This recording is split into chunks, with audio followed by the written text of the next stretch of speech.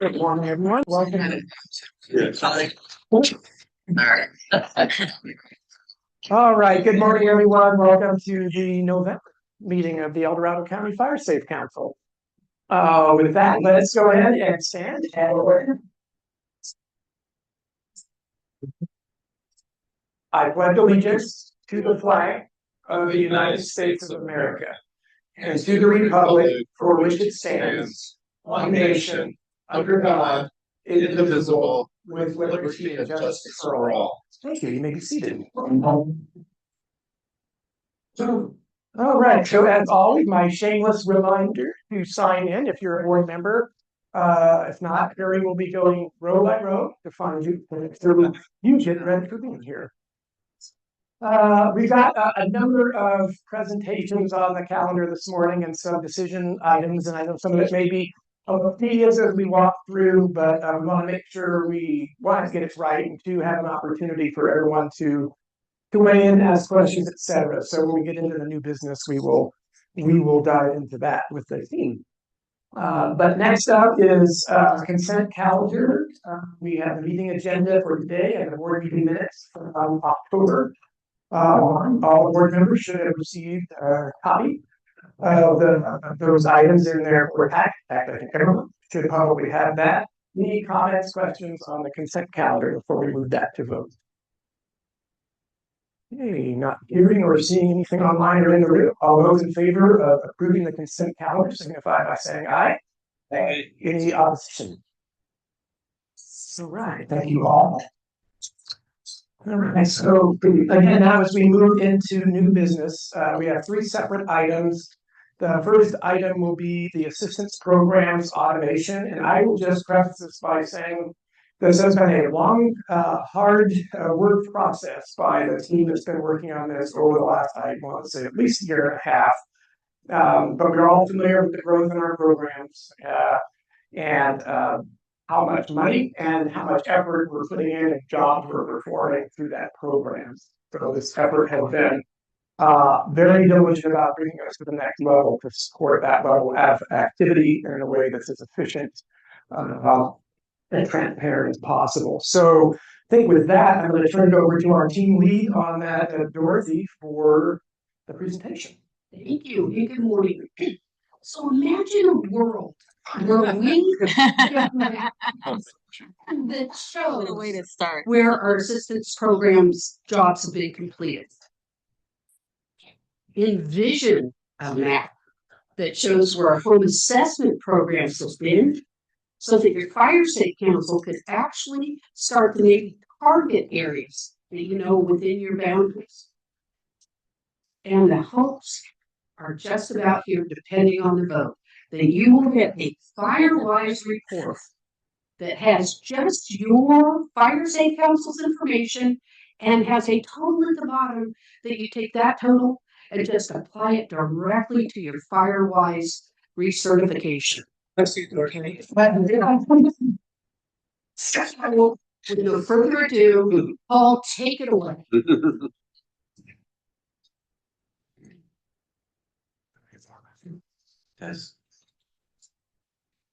Do you have Jessica?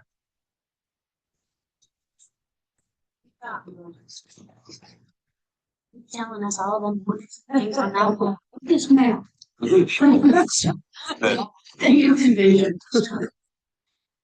Have we got it? No. Did we get it, Jessica? Oh, how is everyone today? You're all looking fine. No rain. That's good. Fast.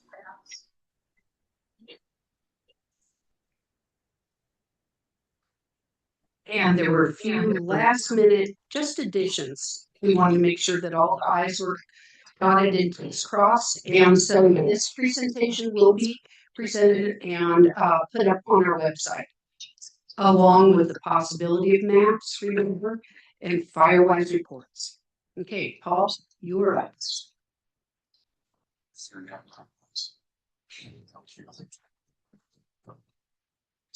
Okay, that's one I just sent you. Okay, super. All right, thanks everyone. So today we're going to talk about the assistance program and the work that the team has been doing, as Ken noted, for quite some time. So the team includes, next slide.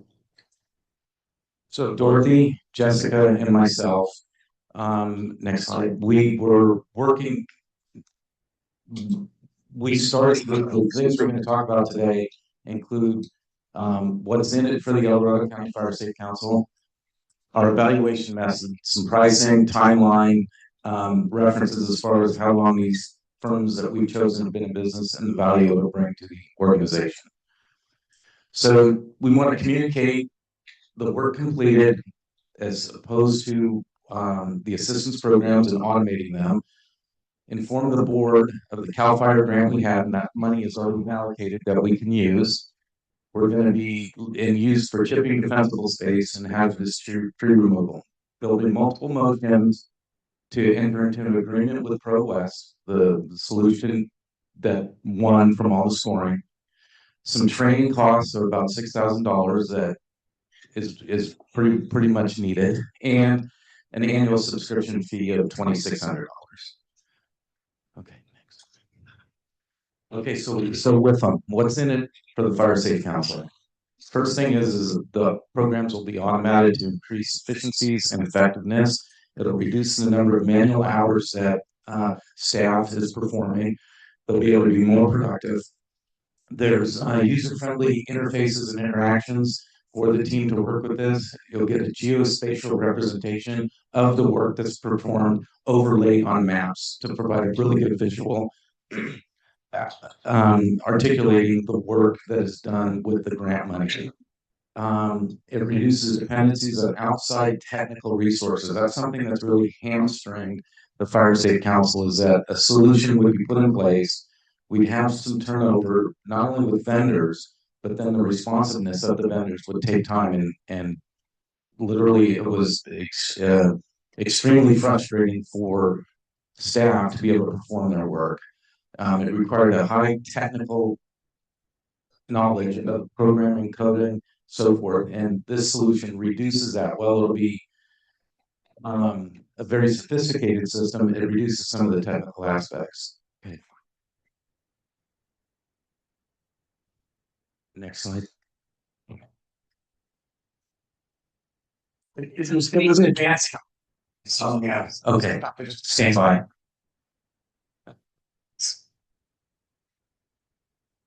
Shall go? Okay. All right. And it has the expansion and integration capabilities to integrate with, for example, some accounting features down the road. Next slide. Thanks. So approximately we've been at this, it feels like, for maybe 2 years. First starting with the online, our webpage redo. There was a point in this where we said we're going to hold off on the back office applications until we get the website up. And so now we focus on the back end office aspects. Officially started in January 2025, and it just finished literally this morning. But the real work's going to start later. And we've researched over 9 companies and firms for this optimization, got down to the final 3, and then we did scoring and so forth. So Jessica, next. Yep. So here's the scoring. We focused on application functionality, ease of use, cost in cash and time, complexity, customer service, i.e. the support we would get from the partners we choose to go with, and how compatible is it with other applications. The points total up to 90, and those are 90 evaluation criteria. We're going to spare you and not take you through all 90 of those, but that was the level of diligence that the team worked on to come up with a proper solution for the Fire Safe Council. Next slide. And if the scoring was performed, that if 1 to 3, 1 being the lowest, 3 being the highest. So here's the scoring. If you can see solution A, we're not putting the other solution names here because we didn't want to put any bad press out there. And so if you look at the solution A, had a combined points of 39 points, weighted 8.4. Solution B had 79 points, 18.8, and Pro West had 89 out of 90 of our criteria was met, which is pretty high and pretty good. They did a really good job with it. Yeah. So what are the credentials with Pro West and Associates? They've been in business over 35 years, gold partner with it as a REIT, and the industries they work in, they do road mapping, public safety, public works. ISRI was founded in '69, so it says over 56 years in the industry. 75% of all Fortune 500 companies use them. 95% of governments worldwide use ISRI, and 8% of the world's largest cities use them. Also, ISRI and Pro West are partnered and work collaboratively with El Dorado County government. And that's important because we will be interfacing with the RGIS, the OWOPR community, and so forth with the county. And so having that relationship already in place is a big plus for the Fire City Council. Here's a sample flow chart. Now, I'm not going to read every item in here, but it helps to provide a visualization of what's occurring in our workflows of, say, when a request comes in for chipping, it goes through the entire process and the work is done. The other thing, the Fire Safety Council is going to retain the intellectual property rights of this solution. And why is that important? It's if we believe this is going to really be something to showcase for all fire safety councils throughout the state and outside the state. And if somebody likes our solution, we will get some royalties, provided the board says, yeah, let's let these other fire safety councils have it if they ask for it, but then we'll get some royalties out of that to come back into our programs.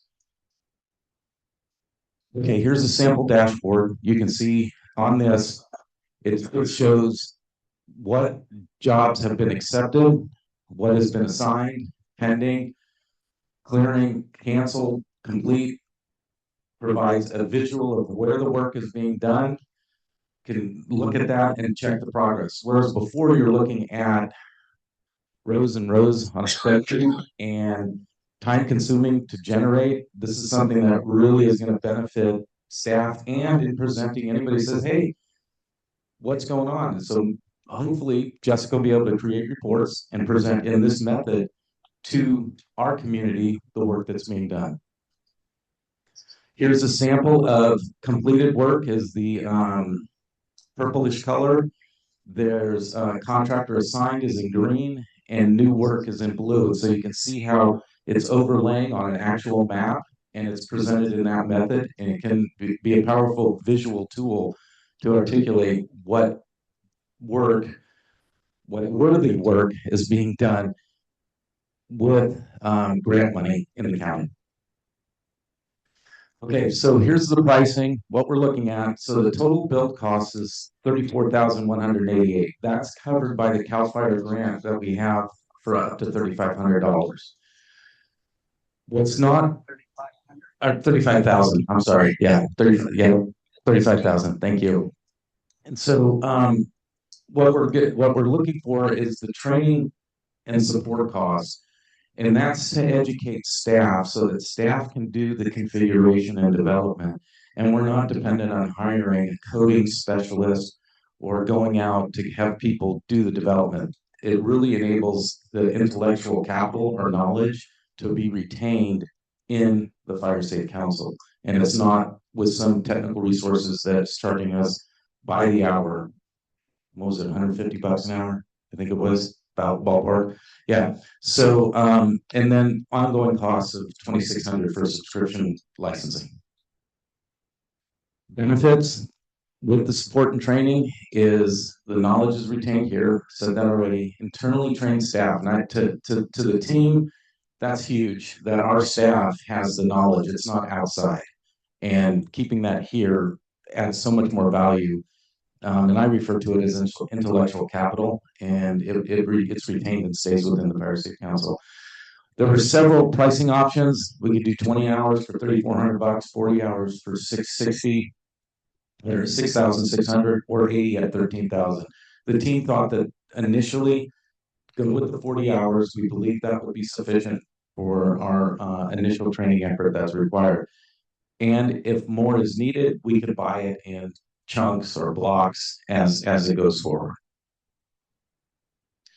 Okay, so here's the milestones.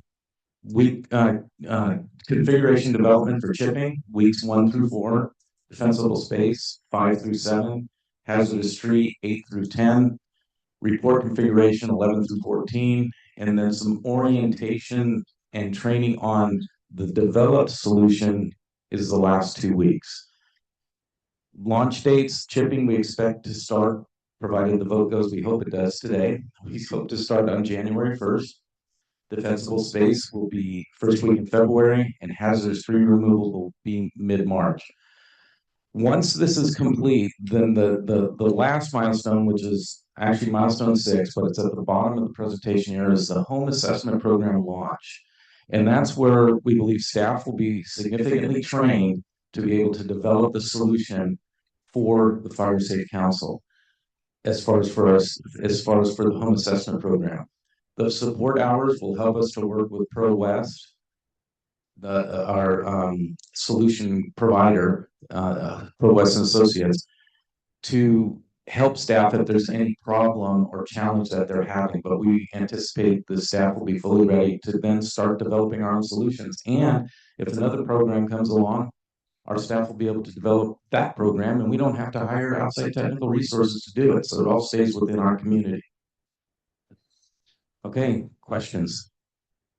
Yeah, go ahead and grab a mic.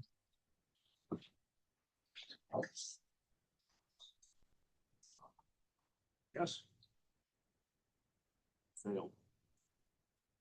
Yes. Yep. Perfect. Who is this? What's the audience for this information? So the audience for this information is it's our a lot of people is so the Fire Safe Council itself, our staff, the people that give us grant money to be able to come back to them and prove and show this is to survive an audit and say this is what we've done with the money. Our vendors or our contractors, being those that do the chipping, they'll be able to have with this solution. Didn't want to go this far into it, but I will. They'll be able to have a tablet. So the current process today is they go out with their cell phone, take a photo, come back, email. They'll be able to go out with their cell phone or a tablet now, grab the information, instantly communicate it back into the office so that it is there real time. And we're able to then take control of that application sooner, faster, and be able to get a better response time back out to A, assigning contractors, and B, letting the public know when people will be there to do the work and to be able to show them progress, and then be able to say, here's how it looks. And anybody that wants to see it, we could provide reports, provide it monthly in here, and allow people to visually see how that money is being spent. Is this going to be used? Is the public going to be able to access this data or a portion thereof or not? Depending on user roles, that is a capability we can do, but I think we want to be very guarded in how we do that, just to make sure that we don't open up risks for things that should maybe not be out there. But as me, the public, I request a deep space assessment. I'd be able to see my information. Sure. So individuals that are participants, but non-participants may not be. Right, and I want to be clear. Me, Joe Public, would not be logging into the system. I'd be getting notifications as to what's occurring in the progress. May I touch in here, please, for a moment? So we are actually part of the final solution at the end. We're going to be creating a hub site that is accessible by the public, so they can go in and they can see like the hit numbers that I give you guys previews of. It's going to display those hit numbers. It's going to say how many were done per program.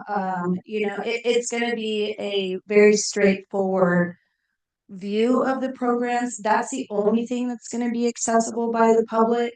Outside of that, I don't really see much other need for the public to access it. Thank you. Yeah. One other question. Who is the training audience and how many people do you expect to be trained? So good question. Staff, Fire Safe Council staff, our two, Carrie and Jessica, and as progress goes forward, we're going to have regular touch base meetings as far as how is the solution coming along per the schedule that was the milestones that were shown.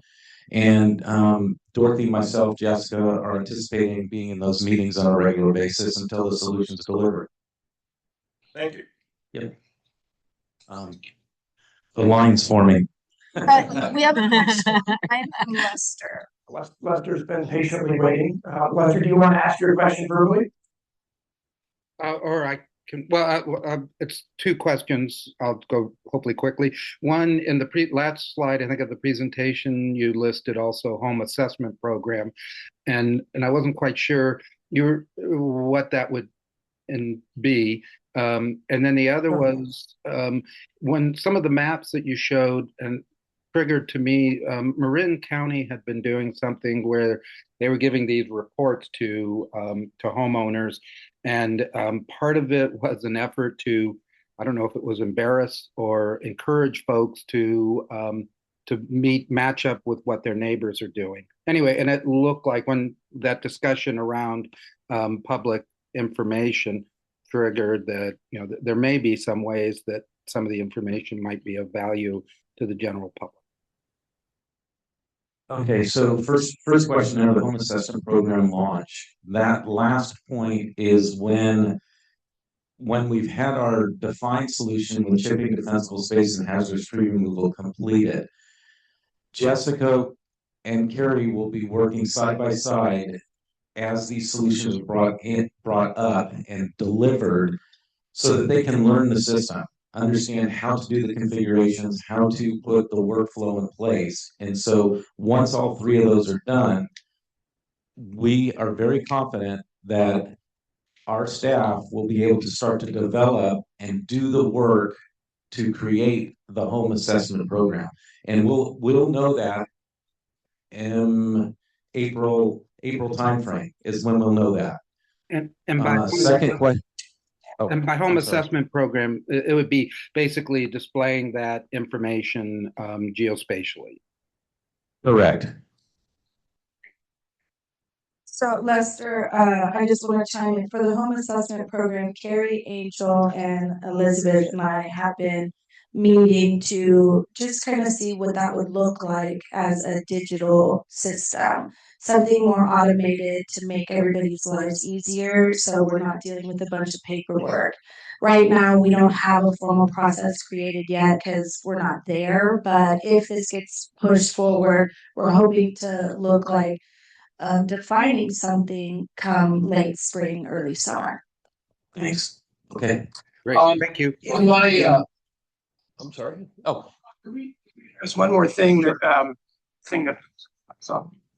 part of Lester's question had to do with the information be shared, like the county and cooperative with this online piece. This is really an important piece.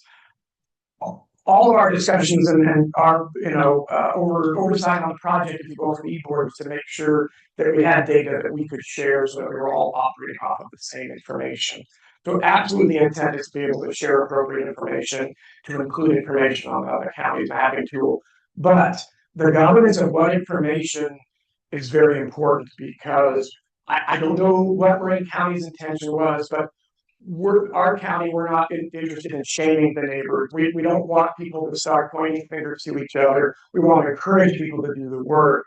And so privacy is important to people, as we all know. So how we navigate that and what information we provide, we want to tell our story where we're working, but we're going to be very careful about what we provide and how we provide that. So there certainly the dashboards, those things that you saw that were presented are things for internal use, absolutely.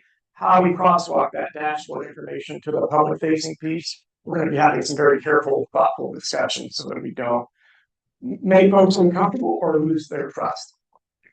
Can I add on to that when it's about the maps for your fire safe council to be getting?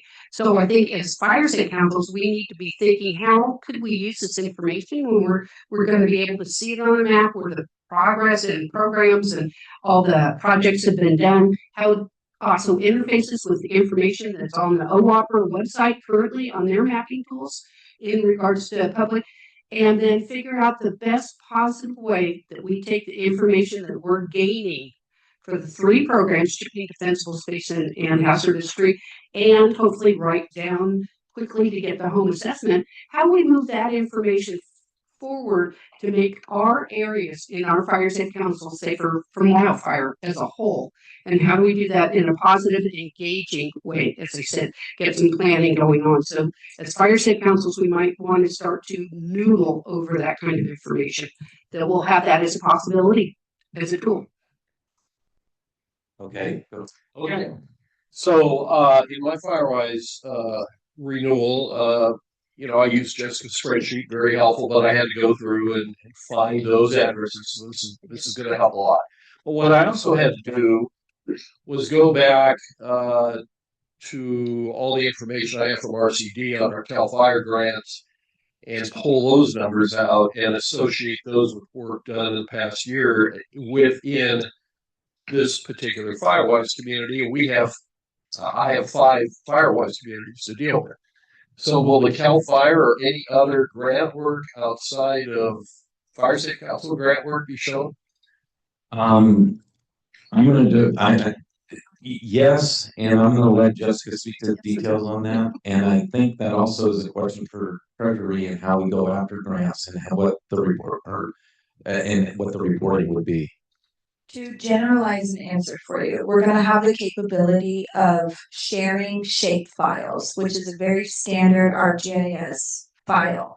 We will be able to input and output. And if we get to a point that we decide we want to start tracking all the other grants that we're working on, and we have the data, we could input it. We will just have the option to do so. Nothing is informally considered, though, in terms of that. Yeah, and understand we're working in partner with the county is the providing the data hub for all of the parks. So whether you're CAL FIRE, the Forest Service, the RCD, EID, we're all meeting. I have a meeting tomorrow as part of the project coordination group. We're all meeting to share data, and so we're not going to build something separately here that's independent of the bigger process. So what's important by this is that we are able to share shape files. So as the CWPP is populated with projects on all of our behalf, we can include this data where appropriate. But right now, that the whole purpose of this project was yes, there's the public facing part and the data and information we can share, but it's also managing the programs. This is what I really want to make clear. This is providing Jessica an opportunity to manage the programs in an automated fashion. Because right now she's very manually taking applications and assigning jobs, collecting pictures, and all of this is happening over email, phone calls, and other processes. And so the idea that she can use geospatial data to track where he's signing contracts, all that can happen digitally. So really, don't lose sight of the most important piece of initiating this project was to automate the programs for efficiency in delivering the service. And now we're able to capture all that data, put it in formats that we want, share it appropriately, and do all of that. So that's the number one reason we did this. All these other pieces are bells and whistles that we can, over time, decide to use how we want. But right now, it's about supporting these programs so that we can carry them into the future and continue to grow. This is very exciting. I'm really thrilled to hear. Every time I come to one of these meetings, you're doing something else that's really leading edge, and I really want to say thank you. I can obviously understand how making it more efficient for your staff, this is going to do that. Having a Firewise communities, and I'm Gina Posey, the chair of the CRM Firewise community. It's always difficult to get our folks to send in their information about how much they've done where, and we all know none of this is going away.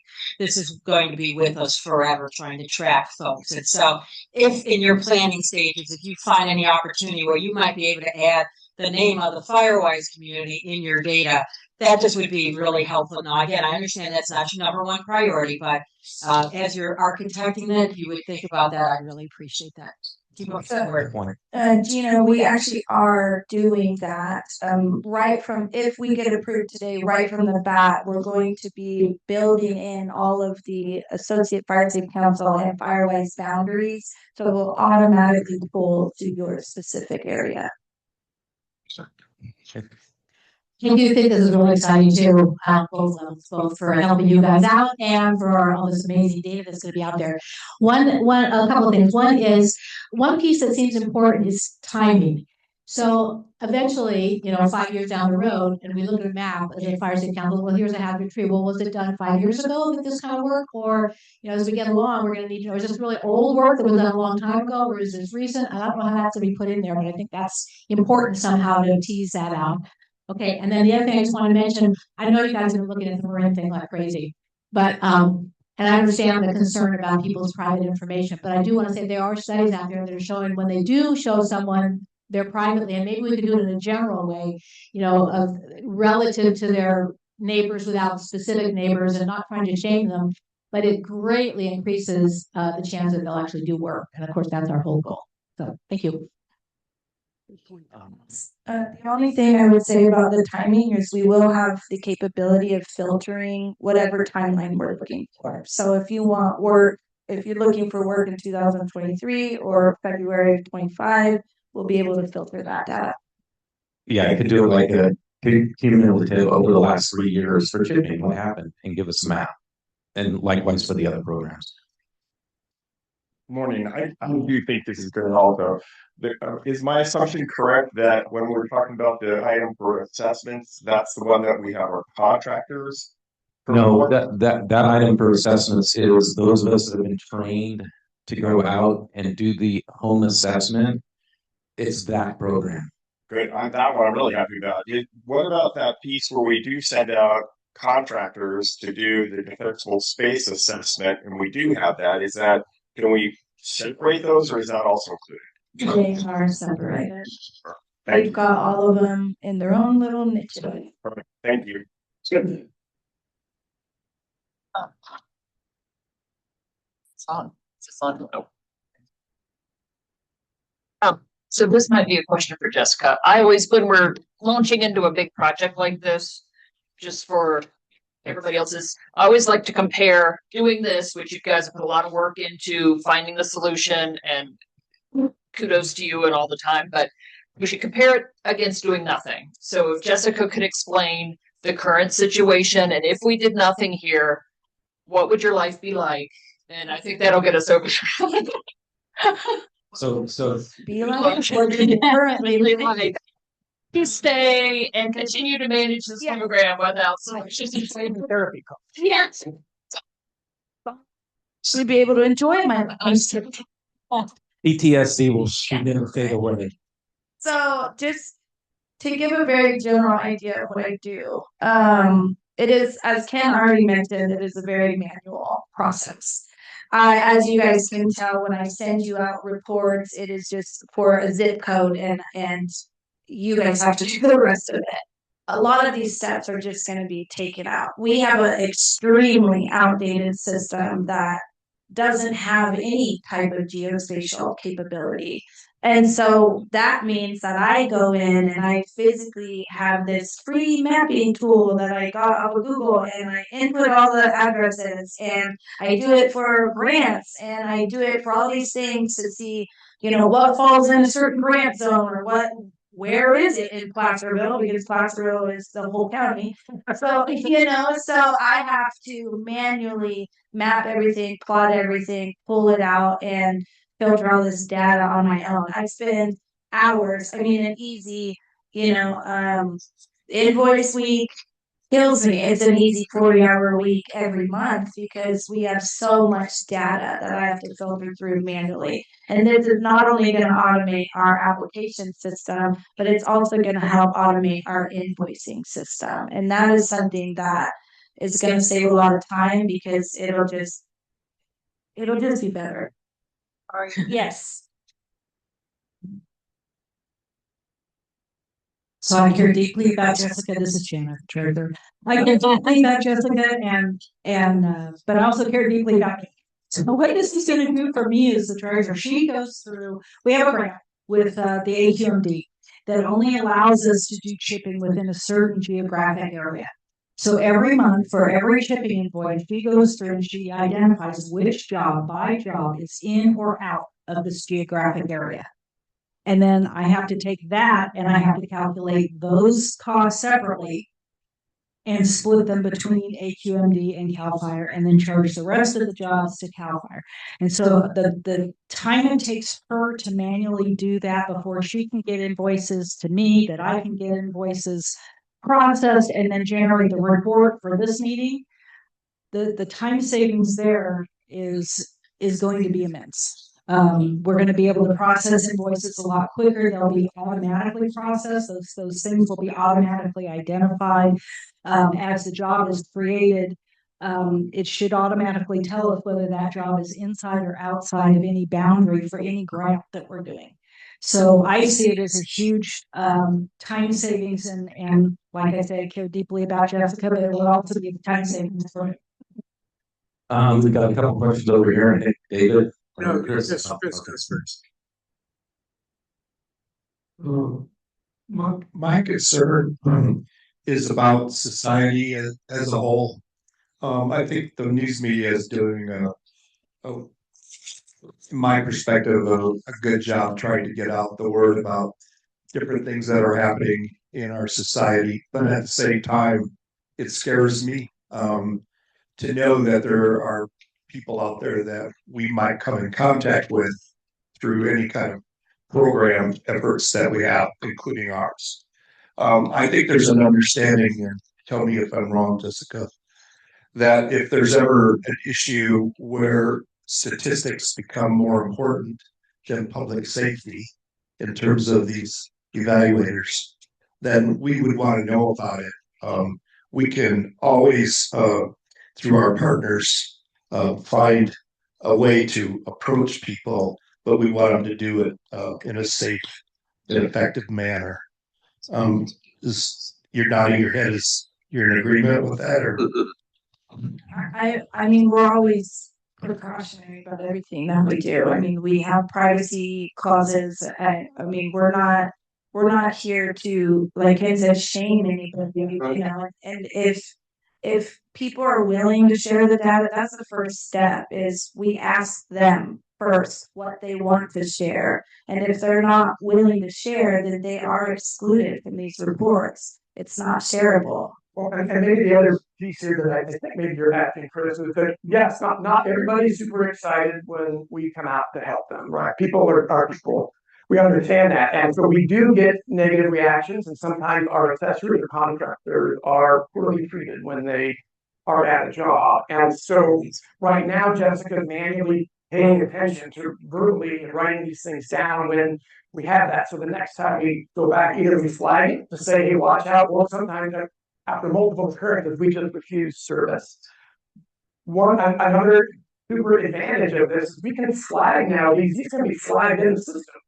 So when somebody's applying, it will tell us right away we've had challenges with this address before, and then we can make some decisions. And so that to me is the whole safety piece of this that's automated in this that we can do that we didn't have before. Okay, thank you. Yeah, perfect. You go ahead. You would think I would know how to turn this on. You will, since he shames us every time. There. Jessica, I just have one question. You or Paul, from a standpoint of an applicant, if I was to apply, can you walk me just briefly through the steps, what that would mean to me, how I'm notified, or all that, how that works? Yeah, I mean, so it's going to be very similar to the system we already have. We're going to have a digital application on our webpage. You'll go to our webpage, depending on the program that you want. You'll click on the application, you'll fill out your information, and then we're setting up automated email systems. Right now, we only have it in place for defensible space, but we're going to have it for all of our programs. Eventually, we were looking at getting text status updates. Right now, it's just email, but as it progresses, you'll be able to access each stage. And we were also talking about setting up a system so Carrie's not bombarded, that if people want to know a status update, they will be able to just send an email or email back and it'll tell them the status. It's some sort of communication feed that allows people to know what's happening. Because that's what I was looking for. 'Cause I hear a fair number of people, just what you said. They go, yeah, I applied, but it's been 2 months and I heard I'm good, but I haven't heard anything. So no, that's good. Thank you. Ken, go ahead.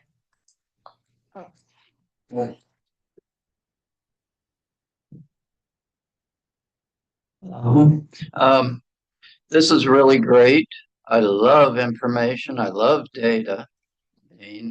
With my background, one of the things that I am a little curious about, who owns the data? I assume the council does. The council will own the data. Okay. And we own as intellectual property the processes that are developed. Okay, great. One of the strengths of having data is being able to mine it, to go out and take a look at the characteristics outside of the system and be able to say, pair it with census, pair it with, say, the insurance company, where they list the cancellations by zip code or something like that, and be able to say, here's what's happening on the big picture, and be able to mine down, and then be able to look at potentially, say, how many assessors have been trained in that area, how many assessments have been done, and take a look for correlations as to where, say, insurance cancellations have been extremely low, and potentially some of the factors that may have contributed to it. That's a little further down the line, but you need to be able to bring the data from many different sources. So with ISRI being in business for over 56 years and working with all the government entities and Fortune 500 companies throughout the world, that data will be in a place where we can do exactly that as we captured it, and then be able to run those scenarios, do the deep dive, run it comparison to other metrics or census data that's being in place. That'll become much more easier. We fully anticipate leveraging the power of those tools to do those things. Yeah. You may also find that, just like with some of the universities, they may want to be able to access the data at a given level and be able to do their theses, etc. Right. So again, as was mentioned earlier, sharing the data, we will have to do the due diligence to make sure that it's properly shared. It's like scrubbing personal health information, right? You can show it at an aggregate, but you can't be able to get it down to an individual release. And so there'll be due diligence and there'll be care with providing data that is appropriate and meaningful for those that would have it, and it's not going to harm any one individual in their privacy. All right. Privacy is very important, as is being able to mine the data and play with the numbers. Thank you. Yep. All right, any other questions? All right. Go ahead. Oh, and sorry, wait, Hassan, then we'll go back to David. I guess I'm on. You're on. Okay, a two-pronged question. Again, it sounds like it's not necessarily on the front burner, but this idea of incorporating the assessments, or what we call evaluations, will be worked into the system later. So, second prong, are you going to encourage or at some point require that the evaluations that we do go into the county system? Thank you. So this is something that Elizabeth and shared, and Angel and Carrie, we have sat down and we're mulling over the details when it comes to that. Ideally, it's going to be the most beneficial for us to at least be able to count how many assessments were done. And so the idea that we're looking at right now is having the ability for the assessors to identify that they completed one, even if the applicant says it's private. No data is required, just you saying, yes, I did one in this area. And so that way we can at least start counting how many are completed, even if they are private options. but we do want to have at bare minimum that tracking system. And keep in mind, capturing some level of assessment data is super important. One, because a lot of our stipends are being reimbursed through grants that have reporting requirements, and so we're providing numbers, quarterly back to meet the grant requirements.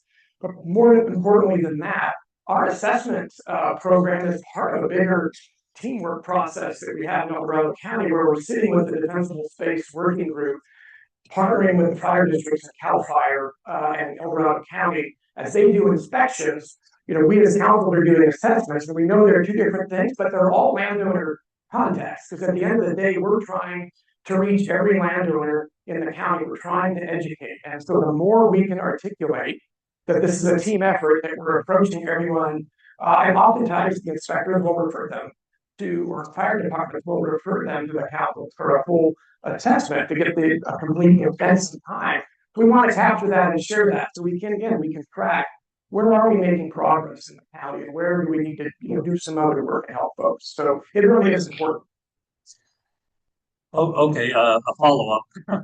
One of the things that I have been thinking about is, we've been, Sierra Springs started out doing this almost 9 years ago, and we went from paper and pencil to a fillable PDF, and now the County Fire Safe Council has a fillable PDF, and again, to maintain a paper record or a traceable record, I have thought that it would be helpful to have an online database where it doesn't matter who next year is one of our volunteer evaluators. They can go back and look at a property that might be problematic, let's say. And so what I'm interested in is if the County Fire Safe Council is developing an online database where we can just pull up a web page from wherever we are and put in our data,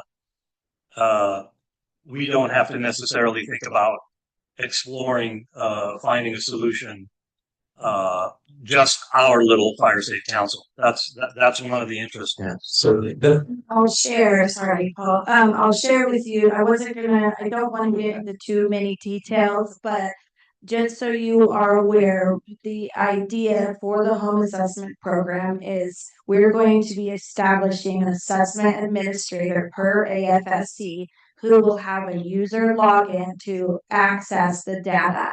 They will be able to log in and input their assessments and also review the assessments input so they can finalize it for the stipend process, because there's a lot more moving pieces here. And so your associate fire safe council will have access to the data and the previous assessments through the administrator assigned. So just so we don't get too far off track, we have to walk before we get ready, right? And so we've got to get the baseline going. So none of this is happening today, but yes, I think this team has planned this for the future, and we will continue to circle back with you as those pieces are happening. But we've got to get the baseline, going from where we're at. And we are thinking about you. Forward to David. David's request was, we go to the next slide. And this is where I'm going to hand to David. It is. This is the point. This is a point where there will be motions to approve, and so there are 3 motions, and I'm going to let Dorothy run with it now. This is where we get to have group participation. Okay. So I know we haven't, and hopefully through all these questions, that you've learned what we're showing you is the capability of where we're moving to in our nation, which is really exciting. And the biggest piece is that the build out has already been paid for. We had the 35,000. So for the first motion, if somebody would make the motion, and we wrote it down so we wouldn't have to think about this, to enter into an agreement with ProWest, the company of choice, to complete the program applications automation build. David made the motion. Janet second. Yeah, which Henderson on all in favor. Aye. Opposed. Right answer, great. That's it. Not seeing any opposition, I want to confirm online for that. I don't see any opposition in the room or online. Thank you, Ken, for keeping us on track. Okay. First motion passes. First one passes on to the second one. We request a motion to appropriate $6,600 for 40 hours of technical training and support costs during and after the build out. Can I get a motion, please? I move. Hugh moves. A second. David's back on seconding. All in favor? Aye. All opposed. Ken is checking the screen. We're waiting patiently. The accounting firm of KPMG is going to come with you. I am seeing no opposition either in the room or online. Second. Correct answers. Okay, for the last and final, here we go. We need a motion to approve or appropriate 26,600. See, I'm so excited with that. I can't even breathe at this point. For ongoing annual subscription and licensing fees. I'll move. David moves. Few seconds. Top rows in. All in favor? Aye. I oppose. Sorry. I have not seen or hearing any opposition either in the room or online. So the third motion passes as presented. And I would like to say thank you because this is more than exciting. Yes, to get to the point that we all said took a lot of work, that everything that we did and everything that we will do moving forward, we're thinking from the grassroots, you guys in the fire safety councils, what your needs are, what capabilities you can have, and we will be asking questions along the way as to where can we take this information, but now we actually have a system that can move us forward. So this is exciting. Thank you. This is huge. All right, so we're full of technology presentation today. So instead of a strategic plan update, Paul has presented this at a Brown Bag at our last month's meeting, and now is bringing forward some comments and updates that I believe came in. So Paul is presenting sort of that to the whole group, the strategic plan, and looking for Paul. So, just bring it up. The folks working on this automation program put so much work in there, and we put them through the middle of the e-board. So I'm really appreciative. I think it'll be the next step. Here's the punchline on the strategic plan. We really made no changes to the actual items. We had, after the last meeting, we sat down and had a really great discussion on the details, went through it all. And we just kind of said, okay, what do we do this year? What do we want to do next year? Where's the emphasis kind of shifting as time goes on? And then after that, Alice and I had a long discussion. And so the punchline is, there's really no changes to the actual, with some minor things, to move us forward, which means that we're basically, I think, on the right track. I'm going to go through each of these very quickly, and at the end, if it's so desired, we can approve it just as a guideline for next year. So, which buttons are random? Just trying to make sure that people on Zoom can see it and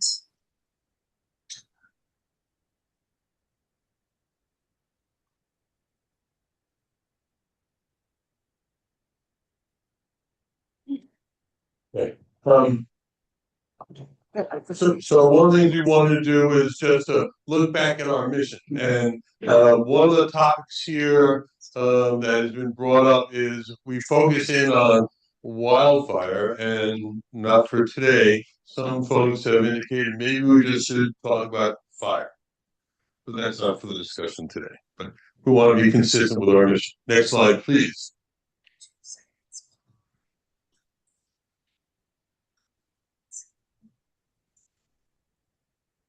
Which was the random challenge. You don't get into the right mode before you start sharing. So she's just trying to get into the right place so that folks can see us.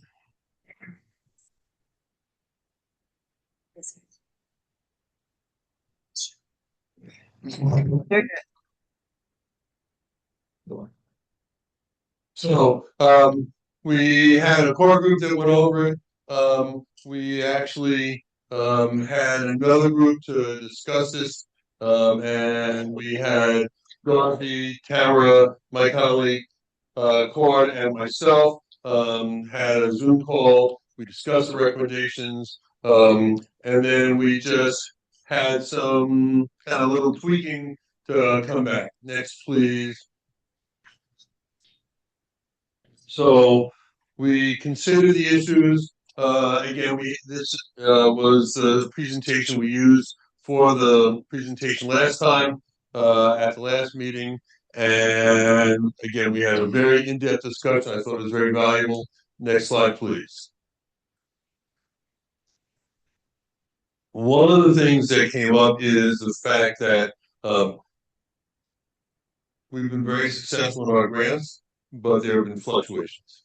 And so this is going to be a challenge, and it will continue to be a challenge. We've seen in many of the work that's been done that the things that we anticipated or our absolute magnificent success in obtaining funding may be challenged like it's challenged to everyone.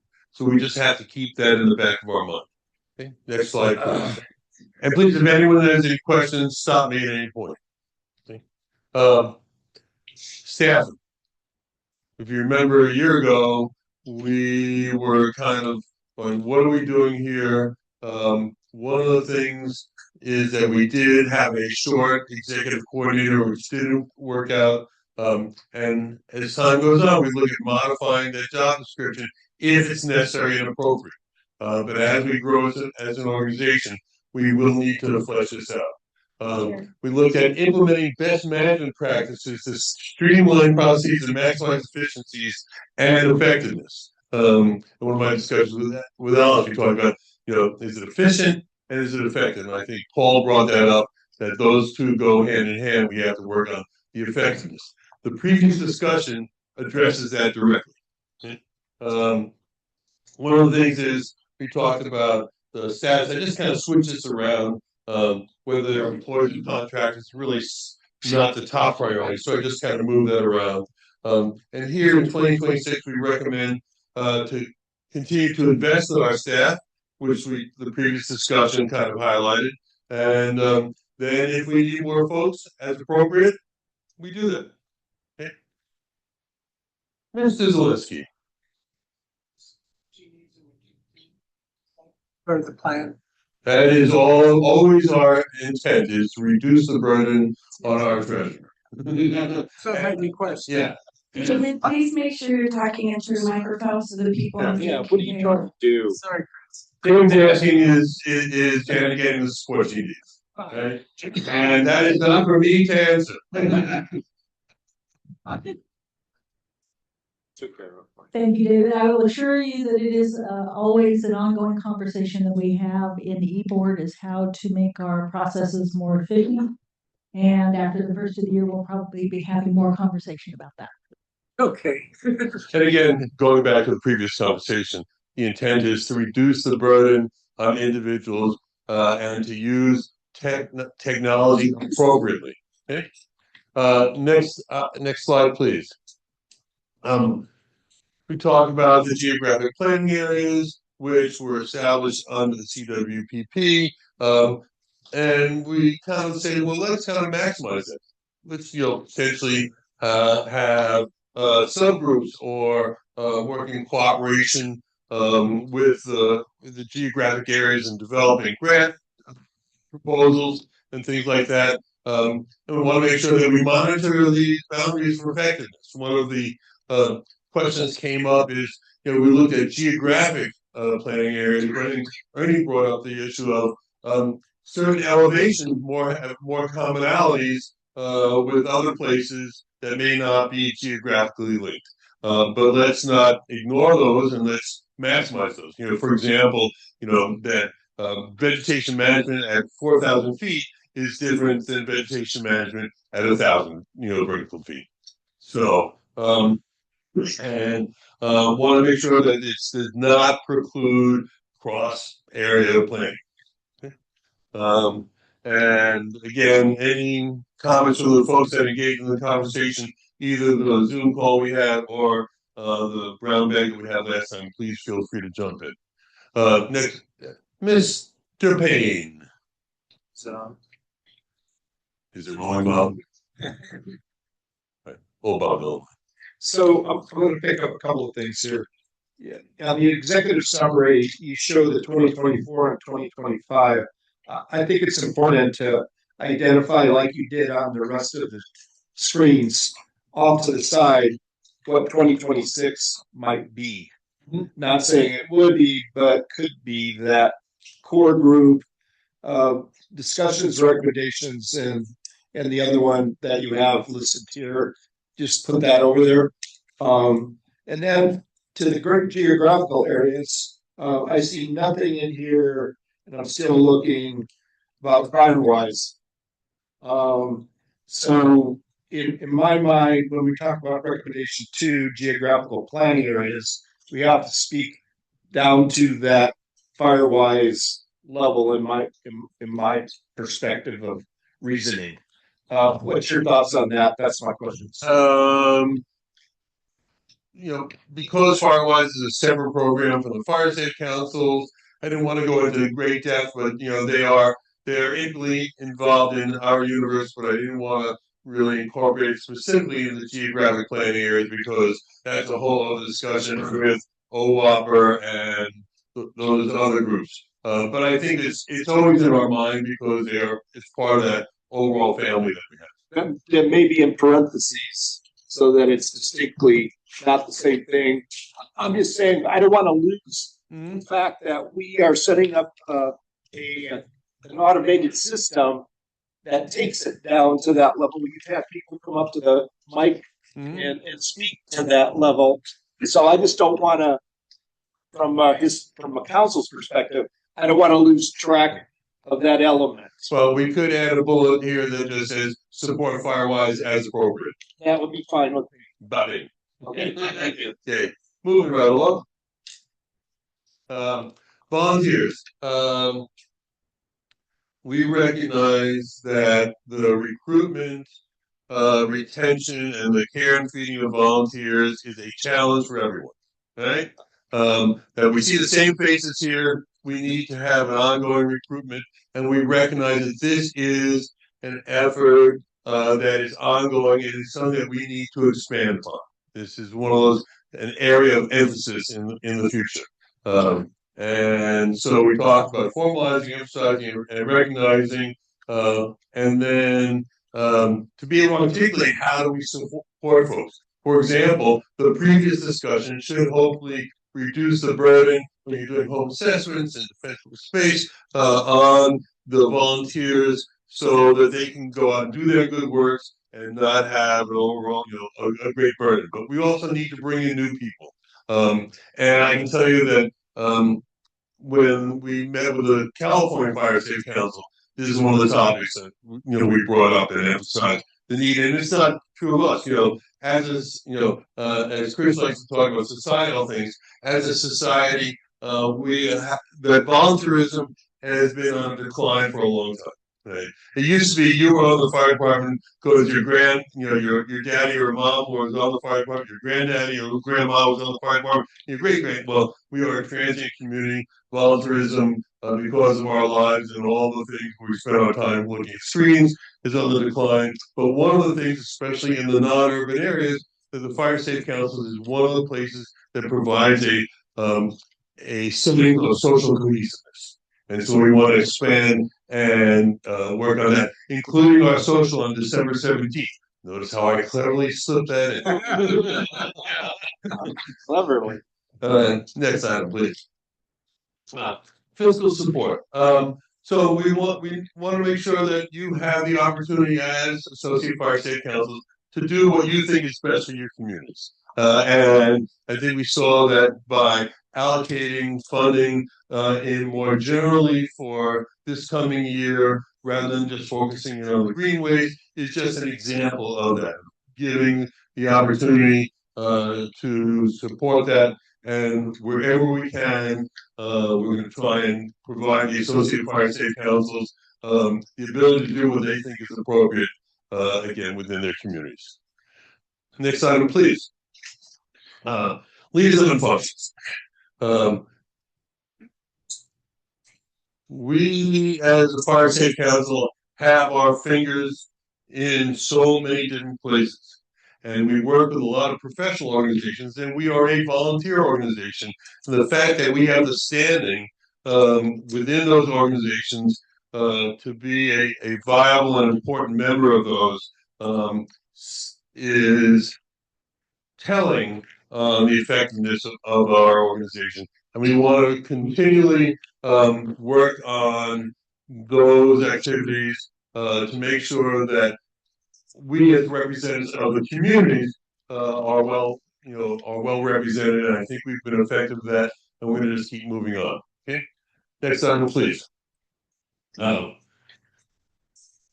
about understanding, and we talked about the MOU with the county. It's just an example of a recognition of what we're doing, and we're going to continue maintaining that, and that we are the contact within the community at the grassroots level. Moving right on to recommendation number 7. This is what was recognized as going to be a greater emphasis of our organization as time goes on. Training and education, and I believe I had an updated version here where we added training to this specific one.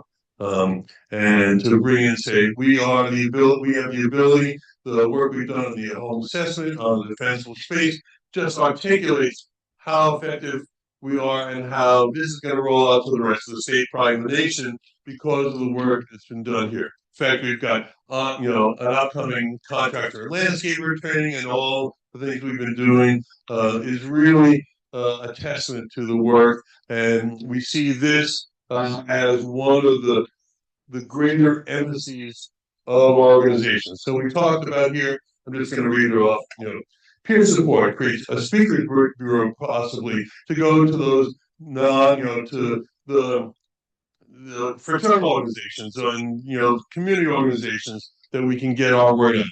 To maximize our fire department liaison on the Associated Fire Safe Council and get testimonials so the rest of the community can see what we've accomplished, right?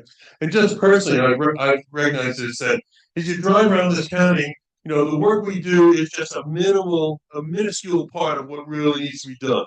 But when you drive around this county and you see what individual homeowners and property owners have done to reduce the fire danger, shows that that the work we've done and the overall emphasis on fire prevention has had an effect. And so I think this is one of the things that we've done, and gathering those testimonials and publicizing those can really help. We want to improve our social media presence because there's more gray hair in this room than there is in the regular population, or hair in general.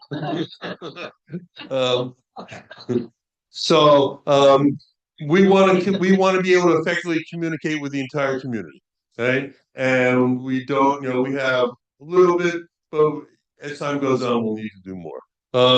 We want to develop a marketing plan, conduct surveys of the Fire Safe Council, say, what do you want, what do you need, what have you done, those things that will help everyone function more effectively. We want to look at these assessments and disseminate some of that information in aggregate, going back to the previous presentation.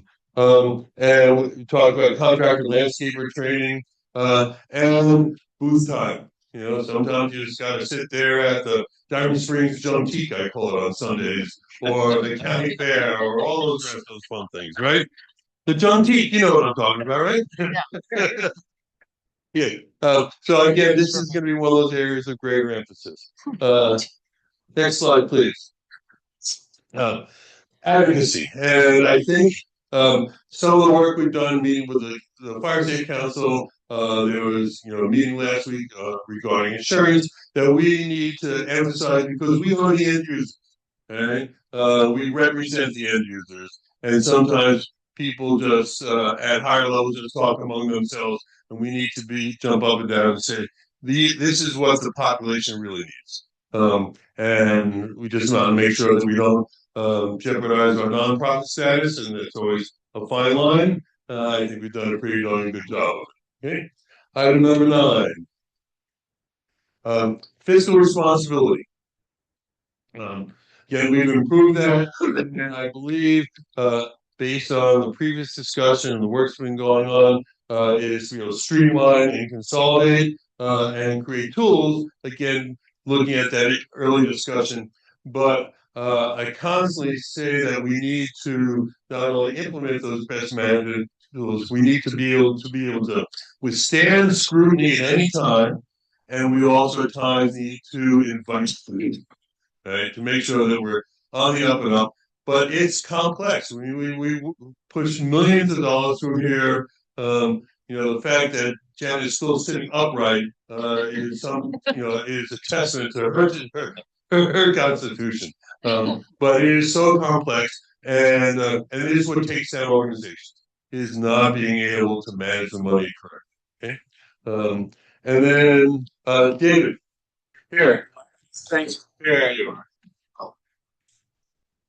Slow thinker. So I'm back on the nonprofit. No, your chance is gone. So we can keep our 501c3 if we advocate on policy but stay out of partisan. Is that correct? Yeah. Okay, thank you. You just want to make sure that we're on the up and up. Okay. And item number 10. Local funding. That we've seen what's happened. That a lot of the grant opportunities have been taken away. There are more organizations going for the same pot of money because the pot has shrunk.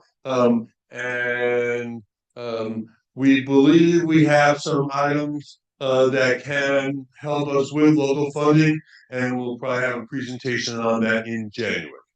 Okay, but we're working some things because we just can't rely on other folks. If you feed at the grant well your entire existence, eventually that well's going to dry up, right? And moving on, conduct an annual review of the strategic plan and recommendations, revise as appropriate. And here we are. That is basically in a nutshell. And any general questions or final questions before we move to adopt? Mr. Bain. Here. Is it on? He's a rolling bone. Partners. I think it's important that we use consistent terminology. And one of the words that we use, because it's in our agenda, is partners reports. I believe the slide back here that I noted. Liaison function or yeah. That was the one. Okay. I thought it would be important. We don't use liaison, but we use partners. But they don't mean the same thing necessarily. Right. So could you have something on your focus that talks about that in a more complete way? Yeah. Yeah, it just add partners or just a little blurb on that we work with our allied organizations. Well, again, remember now allied organizations is now adding another word, allied. So I'm trying to minimize that by partners, recognizing terminology that we constantly use. Sounds good. Just put a slash partners. Got it. After that. Can do.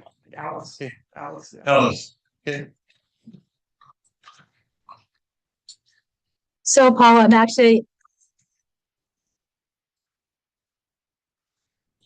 That was still on. Probably. Hello? Sit. Now? There you are. Yeah. Is that it? Okay, sorry. I'm a little discouraged that some stuff from our long discussion isn't actually in here, and maybe you decided that it shouldn't be, and that's fine. But one thing, there's nothing wrong with what you have. I think it's wonderful. But there's some things missing, I feel like. And one of them has to do with up-to-date research. I think it's important as an organization, behavioral research, it's keeping up to date on wildfire science. That's not in there anywhere. And I think that needs to be part of our strategy to be more effective. And the other thing is, I do wish that we would, at some point with the next strategy, revisit our internal organization of the Fire Safe Council, because I think that the separate e-board, being so separate from the rest of the board and the rest of the members, is something that needs to be addressed, because I think there is frustration out here. So neither one of those are actually on there in any way. That's all. And I love the idea of the technology and research and science. What I asked to do is, we adopt this, and maybe we can work on adding another item on research, and then relationship with the e-board, and is probably a separate discussion that can be brought back up to incorporate. Sound good? Okay, Chuck.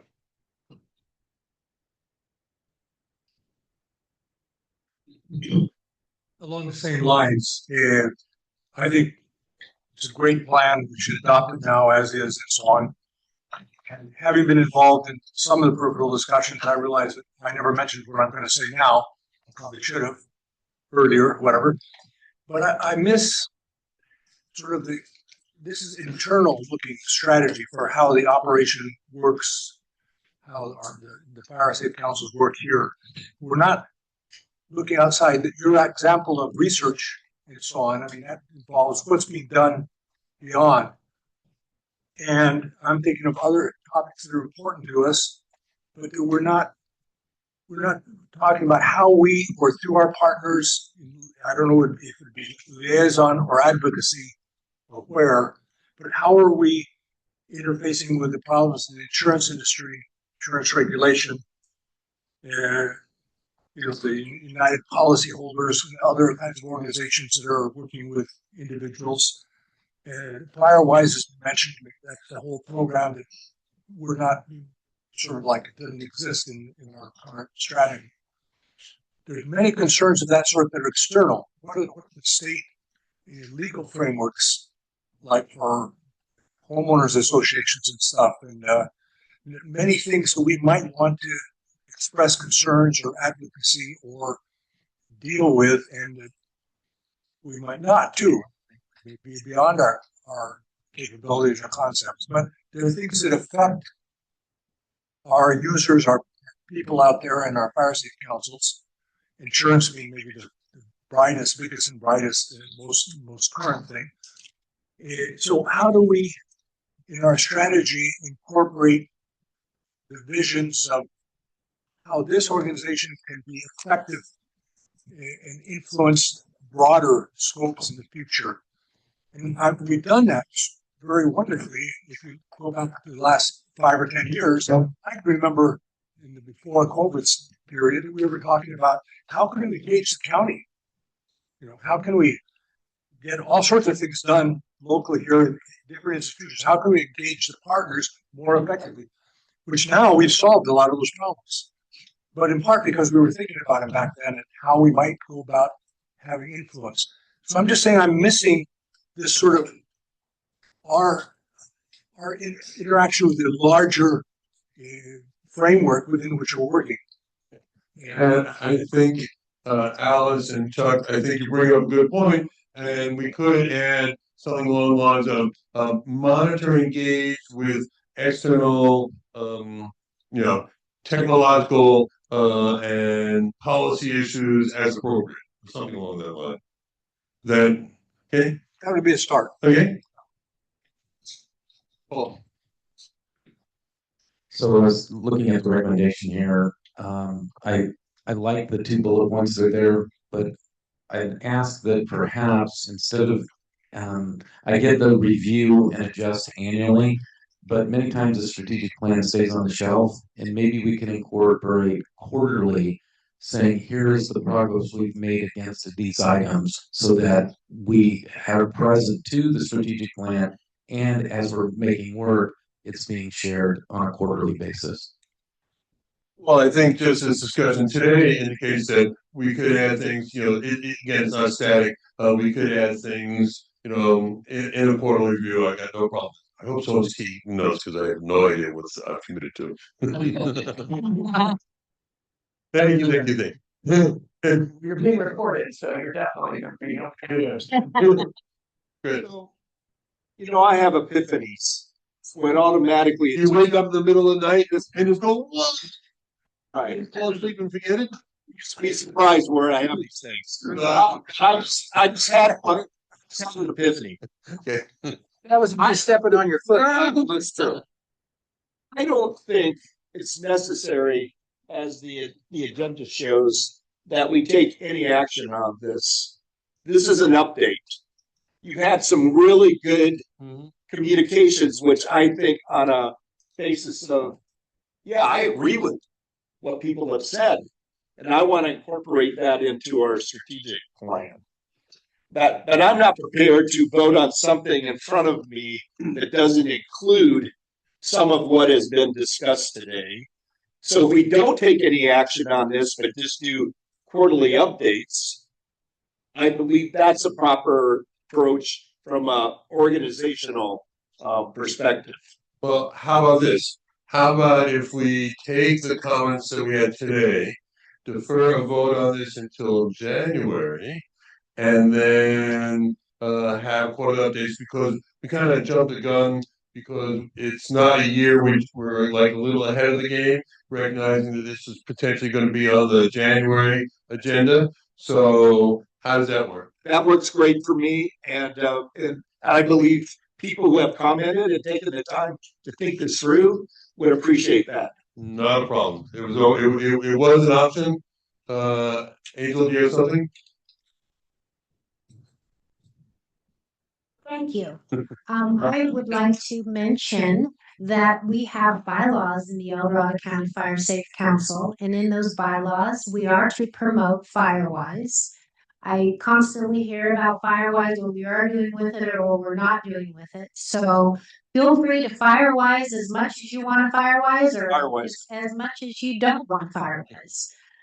That's number one. Number two, I feel like this is a living document that we accept from time to time as kind of that we've statused and we've talked about it, rather than I don't want to keep putting it off so that we keep pushing it out. This is the document, and I do think we should accept it as this living document. If you want to move it to January, that's fine too. I just think it's important. The bylaws have been the same bylaws since 2014, and they're not a living document the way I see it. We do need to probably look at them and update them, but that's for a whole different talk show. So I love the way this is created, and we can wordsmith it to death. So Paul, I'll defer to you on that, but Firewise all you want. Ready on the left, ready on the right, ready on the Firewise. Oh. Well, I just want a couple of comments. I mean, Allison and Chuck are 100% right. There's, first of all, this is your document. It's not e-boards or any. This is yours, so it has to be reflective of where the group wants to go. And number one is we really didn't have this before Paul took this on. I mean, as Angel said, we had this in our bylaws. We really didn't have a strategic plan. So this is going to be a work in progress as we move forward. And I'm certainly all about it. It's a quarterly reporting, quarterly discussion. I don't want this to fall off the radar, all from my perspective. I want us to keep talking about this and morphing. To Chuck's point, absolutely right. The last year has become such an internal focus because we realized that we are doing a lot and we don't have all our ducks in order as an organization, right? Our need to support all of you and programs completely outpaced our ability to engage on that. And that's why we have spent so much time internally trying to focus on the program applications, the Title III process, all these things to clean up. Angel spent more time updating policy and our bylaws that we haven't done before. And so it truly has been an internal focus. So I get why we sort of took this year to make that this document. But I am 100% with you that over time we need to be, when we're getting our house in order, we should be looking external. But it's different than it was 10 years ago. We got, as to Chuck's point, we've really worked hard on our external partnerships and engaging the county. And to the point where we, a lot of the things we're discussing, we are kind of doing together. We had the State Fire Safety Council out here with us 2 weeks or 3 weeks ago. So we're trying to find those opportunities to how do we bridge that bigger gap. And it's not reflected necessarily as much in this as we want it to be. There's a lot of discussion happening on insurance. We are starting to probe. Tom, we can talk about that because Goldwalker facilitated a discussion last week on that. We also have other things going on with PG&E that we can report on down the road, things that they're all seeing kind of what's happening here and starting to talk to us. I think in the next year, we're going to want to update this plan to reflect exactly the things that you're all talking about. So definitely message heard loud and clear from my perspective and support you all 100%. I guess it's just more the mechanics of what do we want to do with this document? How do you all want to approach it? So you're all comfortable that we're not forgetting. We want to take this back in January, and my thought is let's try to incorporate this feedback as best we can. So we at least come back with a document that you may not be 100% happy with it, but at least we aren't missing what you're trying to have included. So we have something to work on in the next year. And there was zero reason why we have to say this is the document today. I just want something. I think all just want a roadmap to land on, so we have a plan for the year. And I think one of the nice things was when both the Zoom call that we had and the brown bag is that we seem to be doing what we said we were planning to do, and we can just add more. But I just want to say this is so well done, so well thought out, so well presented. And I especially love the part on outreach, the speakers bureau. There are still so many people in the county that don't even know we exist. And I'm good with all the comments, but I just felt compelled to say what a great job you've done on this. Because the input from everyone has been really great. And remember, this is really like the Pirates Code. It's more like what? Pirates Guidelines. Thank you. Tara.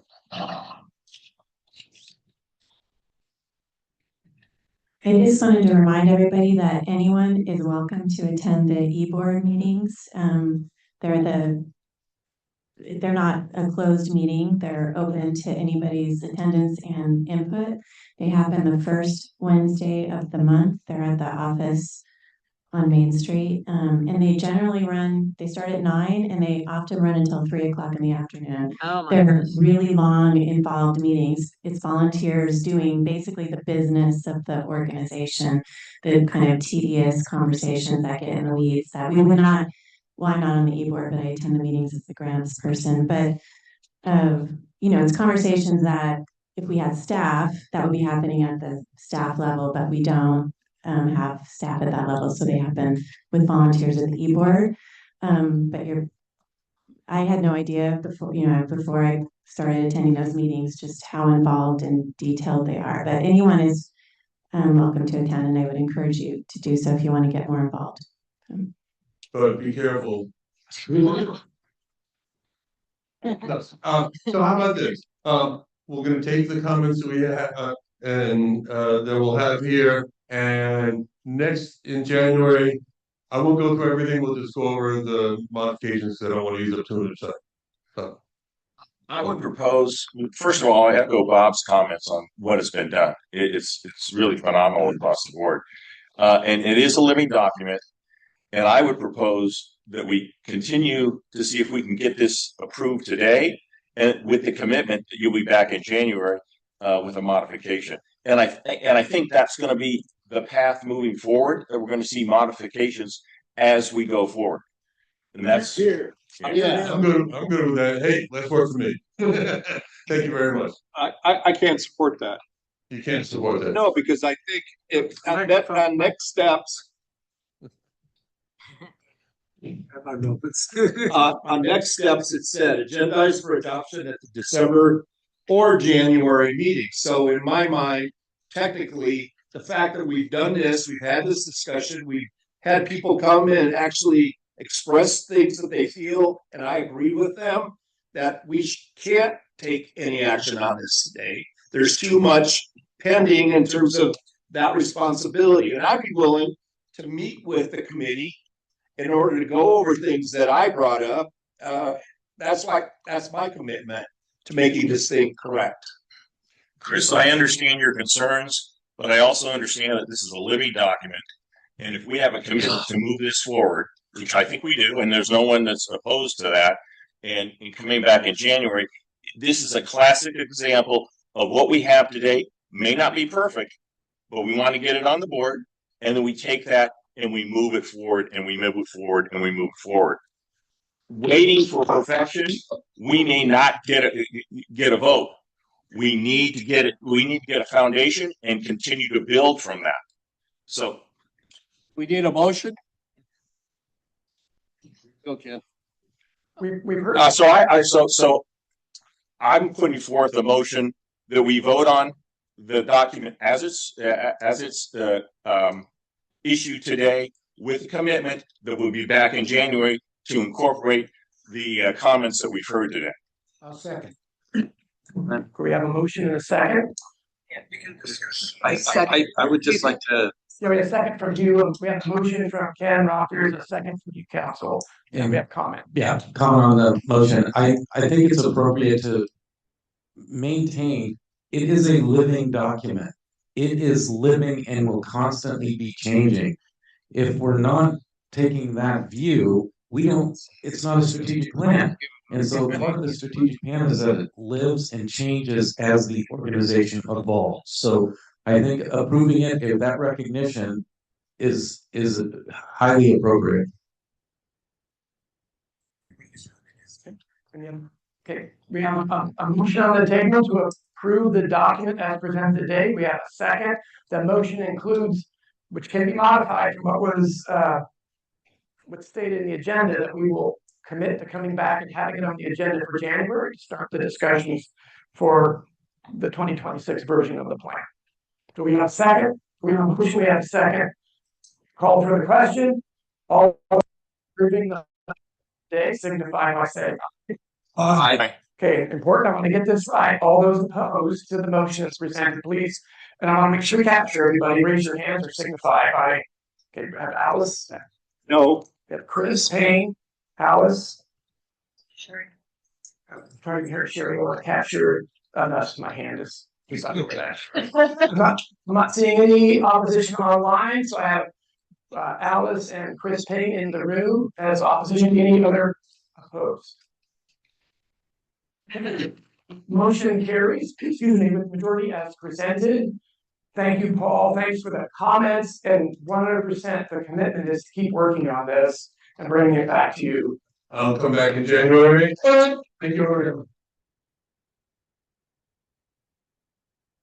Okay, told you we had a lot of business today. So last but not least is our Title III program, Fire Safe Council grant allocation. As you recall, last month, we updated the reimbursement policy and created a policy for Title III.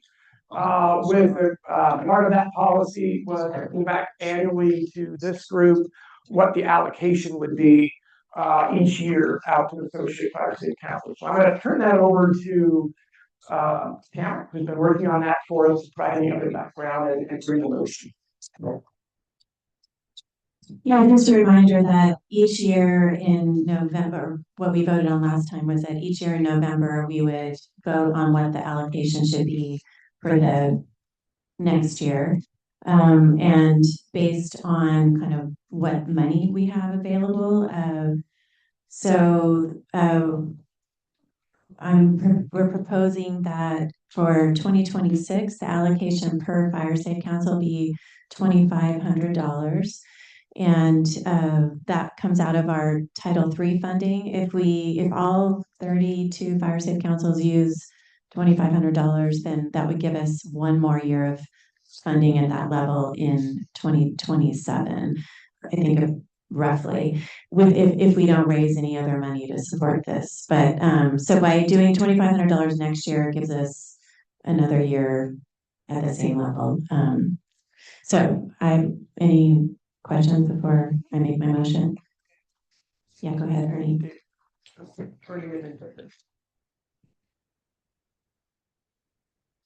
Good morning, Tim. Am I on?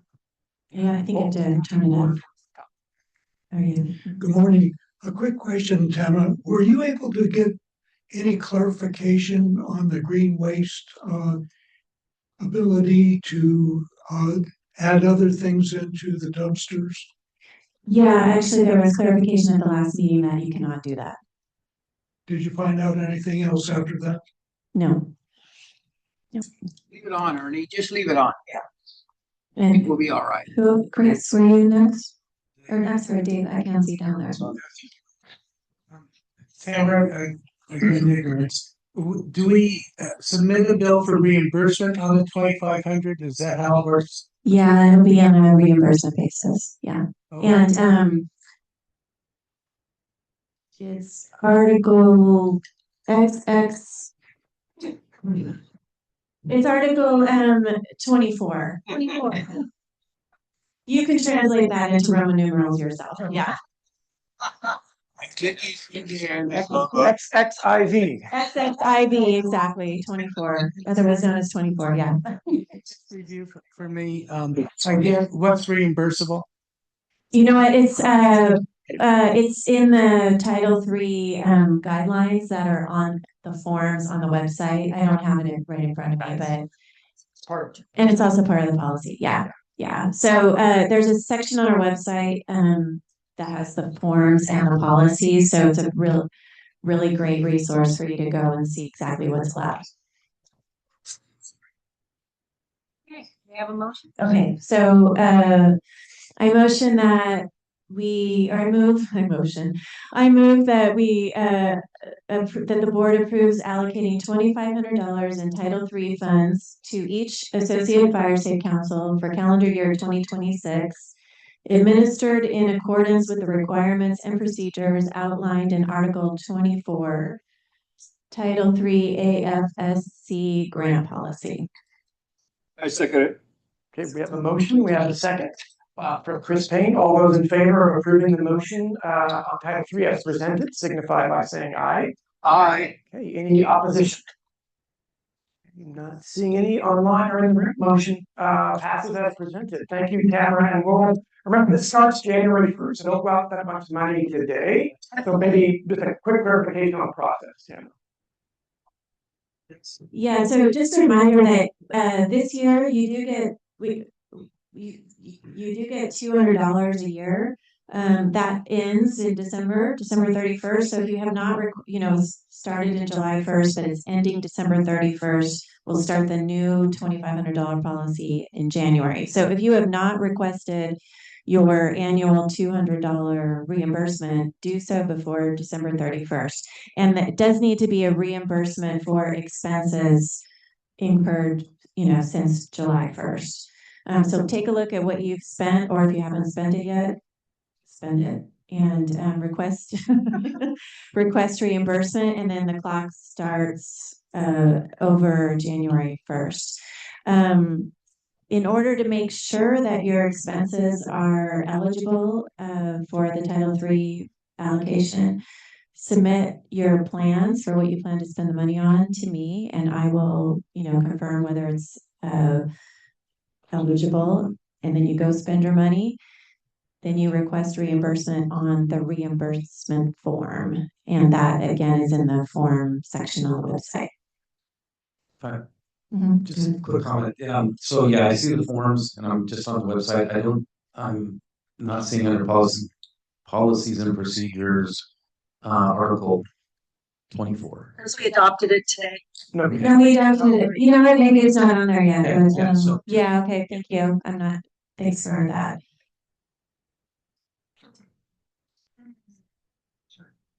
Okay, we'll double check that. Yeah. The way it was intended was Article 24 would be posted along with the rest of the articles on the website. That's more as a link to the guidelines that go with that. And if you have trouble finding it, just email me or call me, and I'll help you. Yeah, and when in doubt, really, I realize this can be a little bit confusing, especially since we're changing the process. Please feel free to reach out to folks, talk to Tamara or Janet or others ahead of time if you have questions about that process or what you need help with there, rather than us doing it all today. So again, we'll update the website and make sure that's there. Thank you everybody for that. We have no old business under item 6. I'll move on to item 7, executive board reports. I know we have a lot today, so I'll defer mine and certainly comment other places where appropriate. So with that, I will turn it over to the guys' sheriff's report.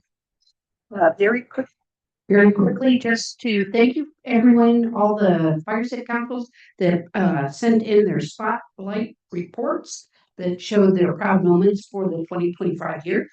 Like herding cats, there were certain specific directions given, and we have a unique opportunity to look at very different ways of interpreting what was to be done. Anyway, great accomplishments.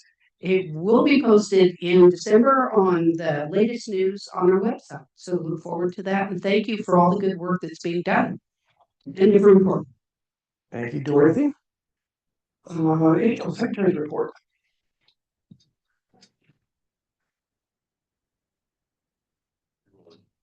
No report. Thank you. All right. Moving on, Treasurer's report. Janet. Morning, everyone. Just a reminder that we are currently going through our annual audit. I provided our initial audit sample to Vaughn Johnson CPA this week. She has not yet requested anything from associate counsels. If she does, I will be sure to let you know. Also, our taxes are in process of being completed for last fiscal year. And then you all should have received the board packet, the treasurer's report. On the first page for the financial operations of the council itself, nothing out of the ordinary was recorded in the current month. On the grants page, what you will notice is that we have come to the end of our Stevens Authority grants. We are finalizing all of those out. In fact, we received final payment today on all of those. So all of those will be dropping off shortly, as will the Marshall Road grant. We have completed that and requested our final payment. Other than that, nothing out of the ordinary, but open to questions. Questions for Janet on the treasurer's report? Okay, seeing none in the room or online. All those in favor of approving the treasurer's report through October 31st, 2025, signify by saying aye. Aye. Any opposition? The treasurer's report approved. Thank you, Janet. That will move on to partners. Looking for BLM. I don't see BLM in the room or online. Okay, moving on to CAL FIRE.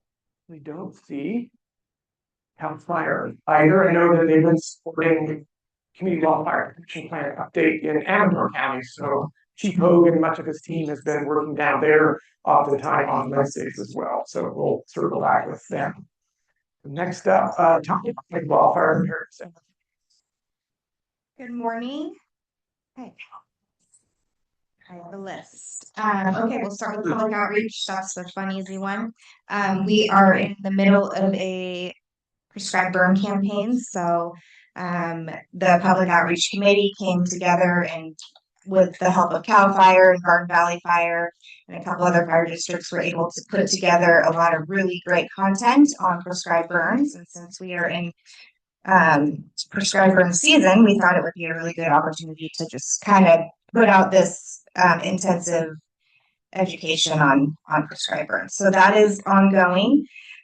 We are also, I wanted to point out that sometime last year, we had ordered 6,500 workbooks for the Fire Safe Council workbooks. We are down to the last 500. So over the last year, we have put us and Fire Safe Council have put out over 6,000 workbooks into the community. So it's pretty, when we first got the order brought to the office, we could build offices out of the boxes. And we did, literally. I came into the office one day and there was walls around my desk with workbook boxes. And so when we just thought, how are we ever going to get these out? And we did. So now I know that there are a lot of questions about where workbooks are. We do have our stash that we're continuing to put out with the inspectors and everybody that we have out in the community. And then I know you guys have some too. So we are trying to divvy those up while we get to the point where our office will start initiating the update to the workbook, and we'll get that going. But the goal is, and it's absolutely, this is the goal and will happen. We will have new workbooks to hand out by the first big event of next year, which will be the fair. So hang in there and good job. We did it. So and then as far as social media, there was comments, that you have to use social media as part of your marketing. So your Facebook page has quite a bit of followers. It's hard to keep up with it though. So there are going to be some changes within your organization with Facebook, and Jenna from my office will be helping Carrie from your office to start being able to post more. And there's a reminder for those fire state councils that have Facebook, make sure you follow OWAR.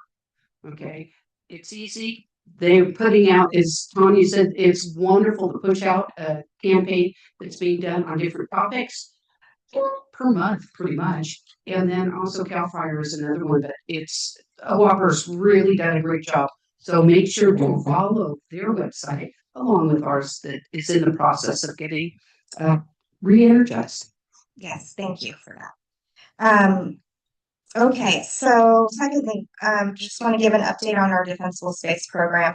So our third quarter report has gone out, and it's a little bit late, but just for everybody's awareness, we did a total of 223 proactive inspections in the Hanks Exchange and Gilmore CEAs. We have closed out Gilmore, so we are finished in that community. We are finishing up in Hanks Exchange. There has been 154 complaint-driven inspections and 86 real estate inspections. So in the last quarter, we had 463 total inspections. We are going to be starting within the next week or so inspections out in Garden Valley and Georgetown.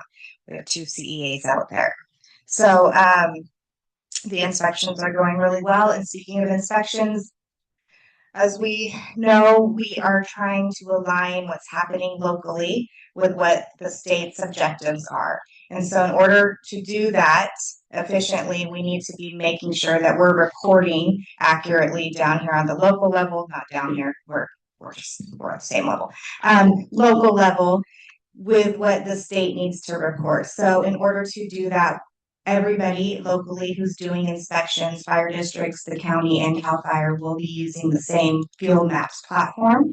And there will be a training on that coming up here pretty soon so that everybody is doing the same reporting. And along those lines, I know that the assessors can also track on Field Maps. And so I will be speaking with Jeff about making sure that there's good training for the assessors too. I haven't been able to talk to him this morning about that. Okay, so next we have, there's always questions. I know Firewise comes up. There's just a natural, organic, like inevitable connection between Fire Safe Council and Firewise communities, and that can never be denied.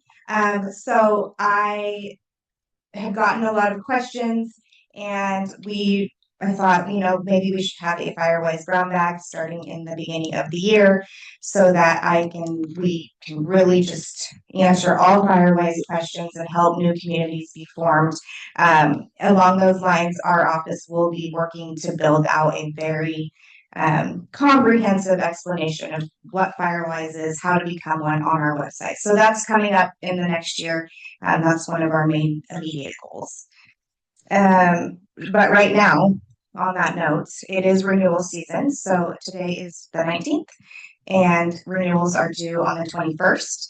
And so it has been very busy because we have 55 communities that needed to renew, and a few that are pending that needed to also get their final applications in.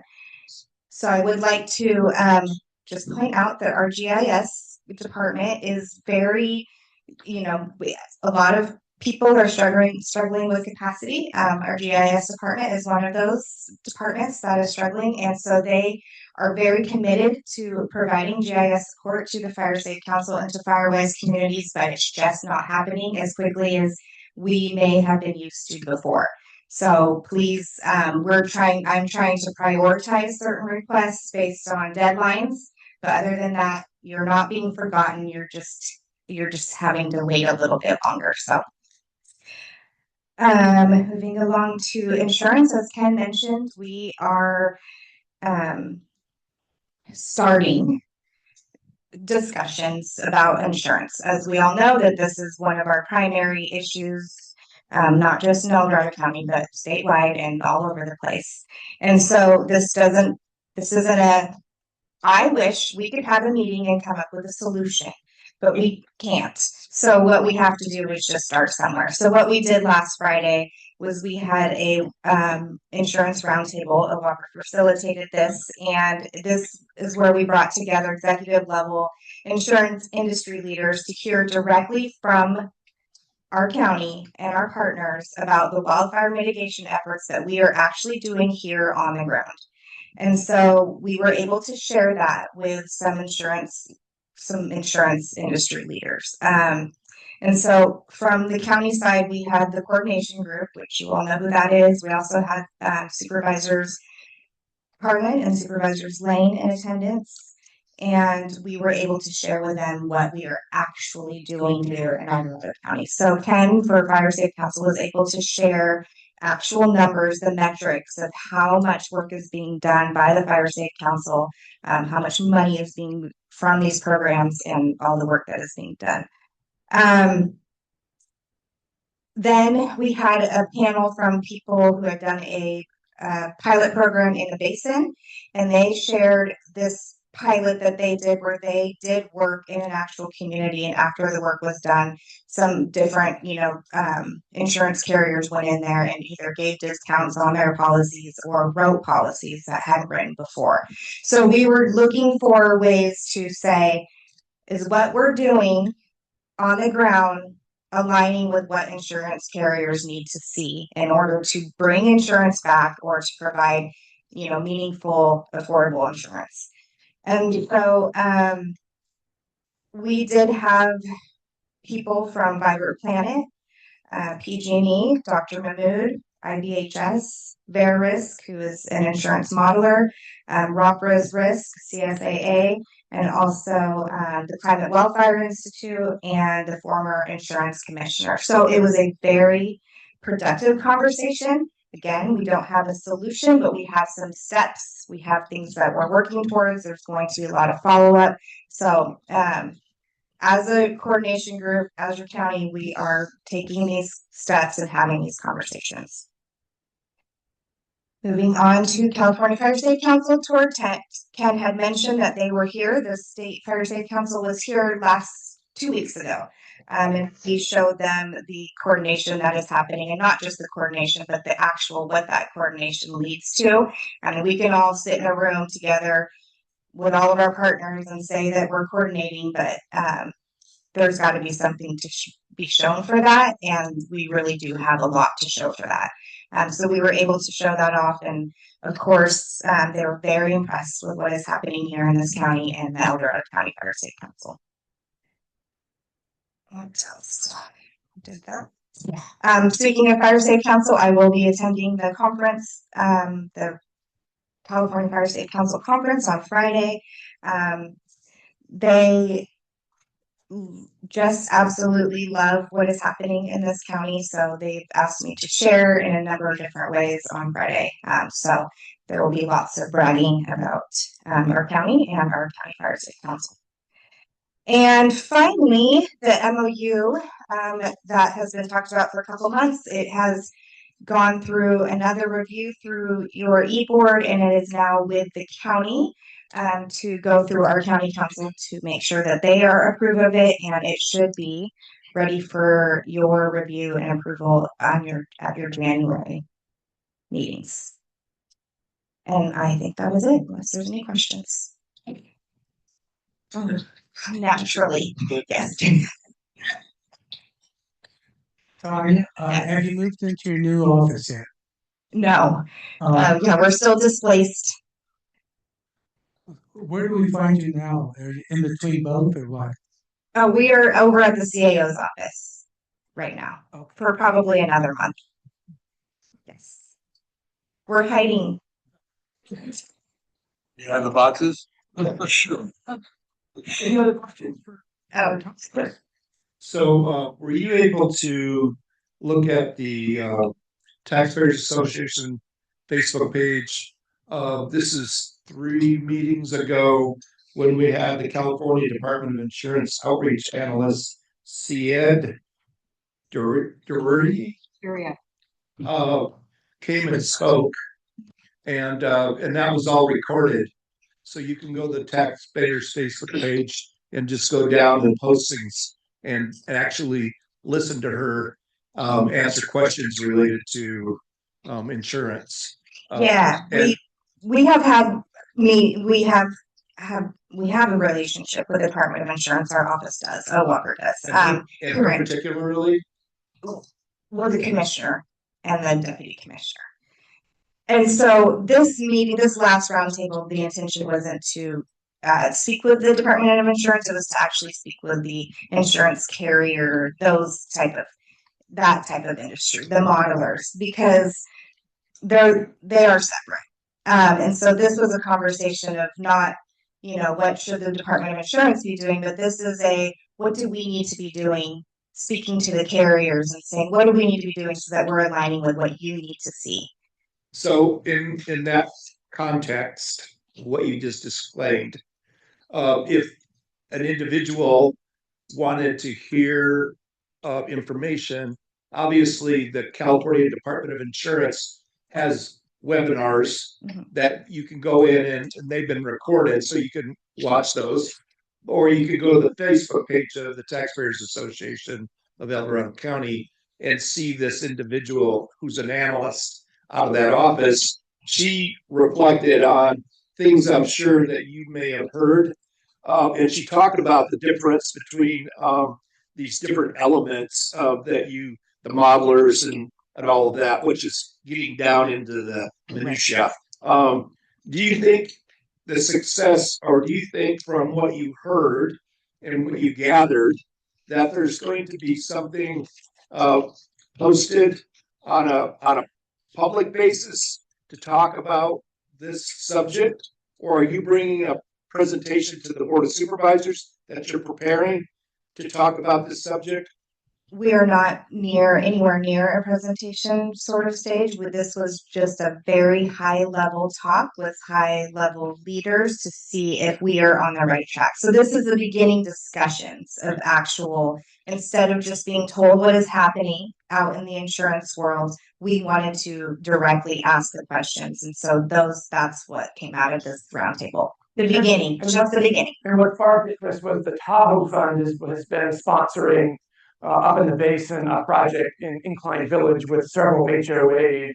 They were trying to work with insurance underwriters, modeling folks like Fair Risk, community members, fire agents, et cetera, to start tackling, if we do X, Y, Z, will you come in?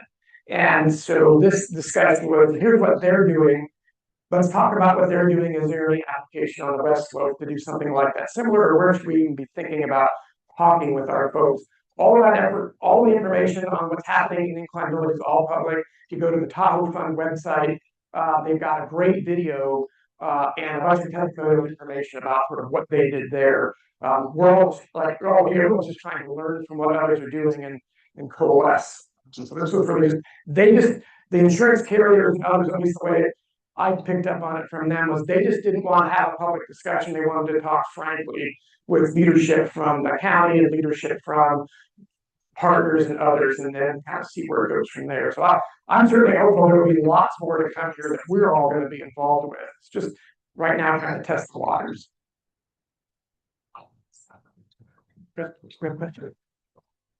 I'm sure many, Hassan from Sierra Springs, I'm sure many are aware of it, but an absolute plethora of information is available through United Policyholders website. And you can sign up for their, usually it's monthly RAP meeting, and they also record those Zoom meetings. And I've gotten so much information through them, and it's open to the public. And they have people from insurance companies, they have people from academia, they have information from other advocacy groups. So if you haven't done that yet, that's a great source. Thank you. Other questions? All right, thank you. All right, I don't see County Fire Chiefs Association represented, just double checking. Okay. So Krishana Fields from the Fire Prevention Office had to step out between meetings, but she did give me a quick set of info in the chat. I'll read it here very quickly. The fire prevention officers are working on revising the countywide standard for wildfire protection plans to ensure the standard is consistent with current laws in the new California Wildland Urban Interface Code. Fire protection plans are required and describe ways to reduce potential wildfire loss for new projects proposed in the WUI areas. This standard provides a guideline on when fire protection plans are required and what project information, project mitigations, access, egress, locations, etc. must be included in plans.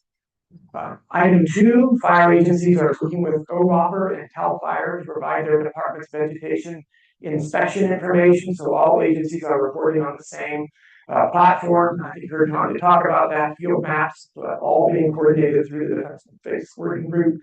So the state is able to report all vegetation progress, i.e. inspections completed throughout the county. So she said, please refer to text me if you have questions. Obviously, we can certainly follow up for specific things for the fire prevention officers.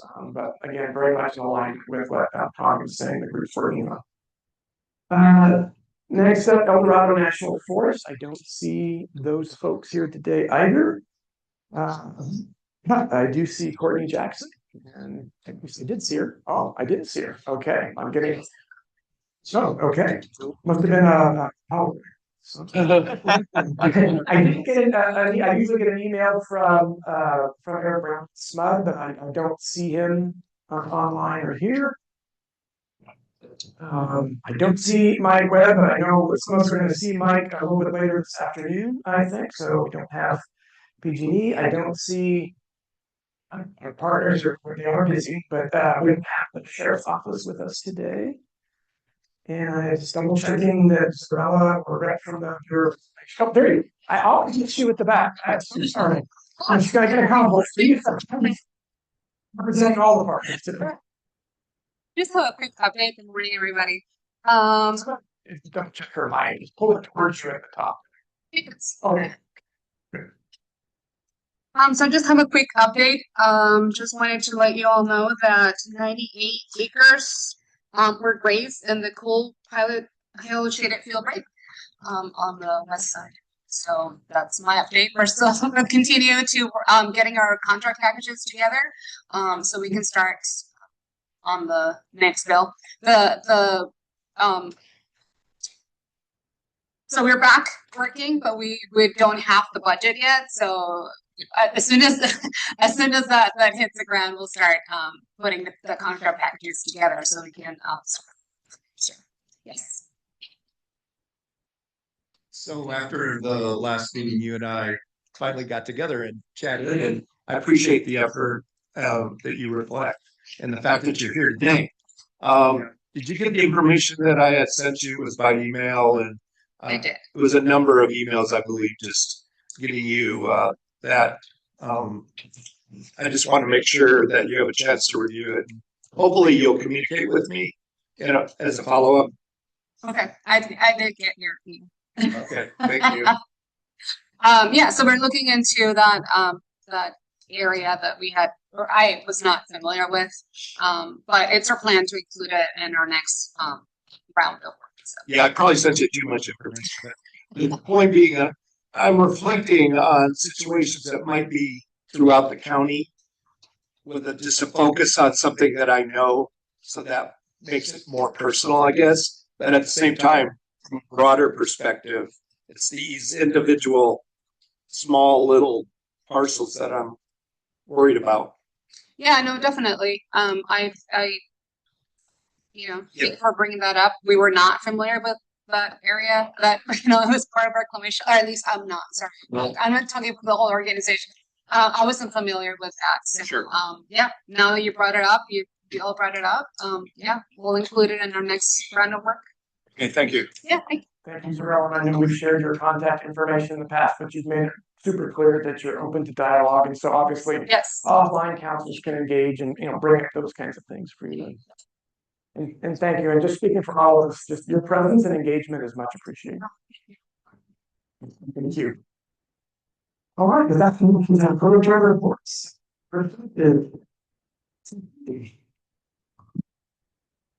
Hey, good morning. I have a few things this morning.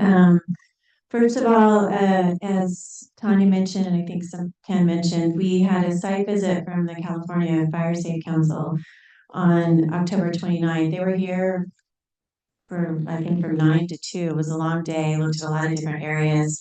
And we had an opportunity to talk to them about their challenges with paying us for the grants that we've gotten. So, I mean, we still don't have any in advance we still don't have the outreach and education monies to start those projects. They're aware of their issues. At the time, the government was still shut down, and that grant is actually coming from the Forest Service. So I'm hopeful we'll get it soon, but I know I've been saying that for more than a year now, so we're still where we are. But they did hear us and acknowledge that they have challenges with their grants. I don't know if it'll make a difference, but we did bring it up. We also had a site visit. So PG&E gave a $100,000 grant to the South County project, and that work is finished. And PG&E did a site visit to look at the work that was done, and they were extremely impressed at how good the work looks down there. We also had an opportunity to kind of talk to the PG&E representative about potentially more funding and kind of maybe if we can have a pipeline of projects that they might look at funding. So it was a good opportunity not just to do the site visit for that project, but hopefully open up funding for more work in various areas of the county. CAL FIRE wants to do a site visit of our hazardous tree program. They did one for our defensible space a couple months ago, so we've scheduled that site visit for December 18th. So we'll probably be looking at 5 different properties like we did last time where we've had hazardous trees removed. I can't remember. I think I might not have said this at the last meeting, so I'm just going to say it again. The Community Wildfire Defense Grant, that was a $10 million grant that we had asked for to do work in the Diamond Springs area, that was declined. Unfortunately, I just don't remember if I had said that. They didn't fund very many projects in California. I looked at the list and there was like 4, I think, in the whole state. And, we had by far the fewest. California had by far the fewest projects funded in this round, even though we have by far the largest landmass and population. So, you can draw your own inference on that, but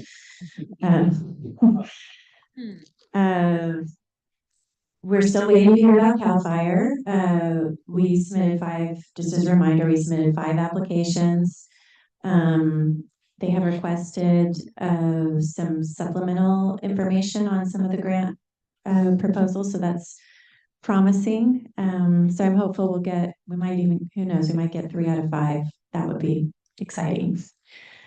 As a reminder, we have a grant.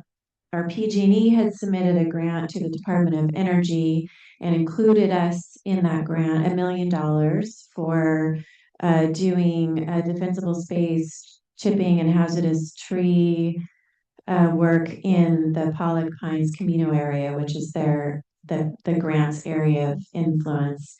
And Kevin Johnson of PG&E said last week he was thinking we should be hearing soon, like this month, if we get that grant, or if they get the grant and then we're a sub-grantee. We submitted a grant to the AIM Cocoa Foundation. That was the one I talked about. That's the capacity building grant. So the maximum we could ask for was 75,000. We asked for 74,405, which includes 15. We could ask for a 15% indirect. So that was 9,705. It just to, I don't know if I've said this before, but now whenever we apply for grants, I'm asking for the maximum indirect that's allowed. So on CAL FIRE grants, it's 12%. On government, federal government grants, it's usually 15%. So we just put in the maximum, and so when we get the grant, that's unrestricted, basically unrestricted income that then we can use for all the kind of business that we are, otherwise it's difficult to fund. So just want to make sure everybody's aware of that. We're putting in the maximum. We haven't always put in the maximum to our grant request, but we are now. So for that grant, it's focused on the volunteer home assessment program. So we put in money for personnel to help manage that program. This is a capacity building grant, and they were very focused on kind of wanting to see personnel as part of your request. So we put a piece in it as adding some money for, time to help manage the program. We put in money for materials and supplies, some money in for web design to be able to put in all of our kind of assessor information on our website. And assessor stipends, we put in $15,000 for stipends.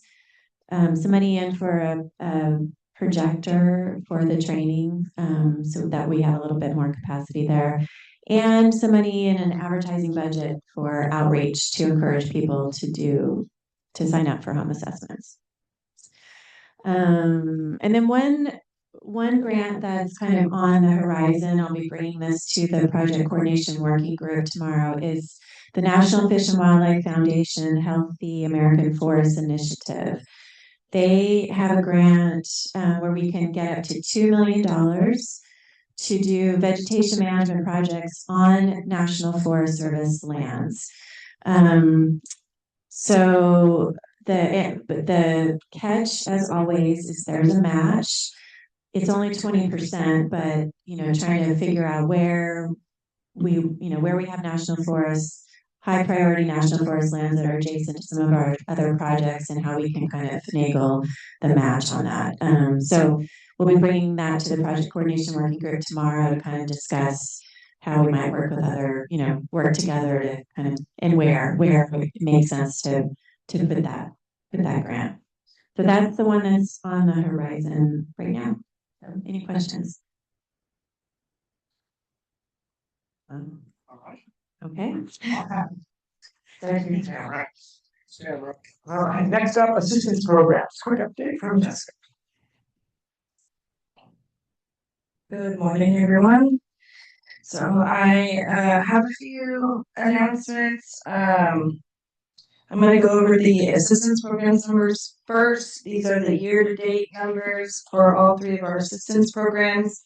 For chipping, we have completed 796 jobs. We've cleared 1,359 acres. We've chipped 130,300 cubic yards, and we've spent $383,684.66. For defensible space, we have evaluated 506 parcels. We have cleared 489. Of those 489 cleared, 120 of them were veterans, 444 of them were seniors, 119 of them were low income, and 133 were disabled residents. The average cost per parcel is $1,296.13, and total spent for the year is $686,894.73. For hazardous tree, we have completed 155 parcels. We've identified 684 trees. We've cut 550 trees. The average tree cost is $389.04. The average job cost is $2,079.73, and that does not include the residents portion if they have one. And the total amount we've spent this year is $319,229 even. With that, we wanted to give a quick announcement that we are nearing the end of our hazardous tree grant. And as we close out with Mason Bruce and Gerard, and we're going to start funding from a new grant, we're going to be bringing hazardous tree in-house, especially now that we've got the new data software. It's going to make our lives a lot easier and give the executive or the organization a bit more say over how it's managed, which will actually be really good for us. Other than that, we successfully completed our RFP contracts. We had a evaluation panel get together, and we voted on 4 new chipping contractors, 4 new defensible space contractors, and 3 new defensible space evaluators. We will be launching a hazardous tree RFP probably January timeframe is what we're hoping, and so look out for that and share it when we post it. And I think that's on the evaluation panel. Oh, the members of the evaluation panel were myself, Ken Pimlock, Ken Rogers, and Bruce Dickinson. Dixon, sorry, I always do that. Dixon. Huge fan from Ken and Bruce and Jessica. Good chunk of the morning and going through some things. That was. Yeah, I've got a question. I think this is great, putting in the veterans, seniors, low income, that information. And are we only tracking that on the defensible space, or are we tracking it with others? And then the last question, a veteran could also be a senior. Do we double count them that way as well, or no? So we're only counting it for defensible space because it's the only program that has those eligibility requirements. And yes, so whoever says they could be all 4, and it's counted as 1 per section. Per section. Yes. Thank you. Right.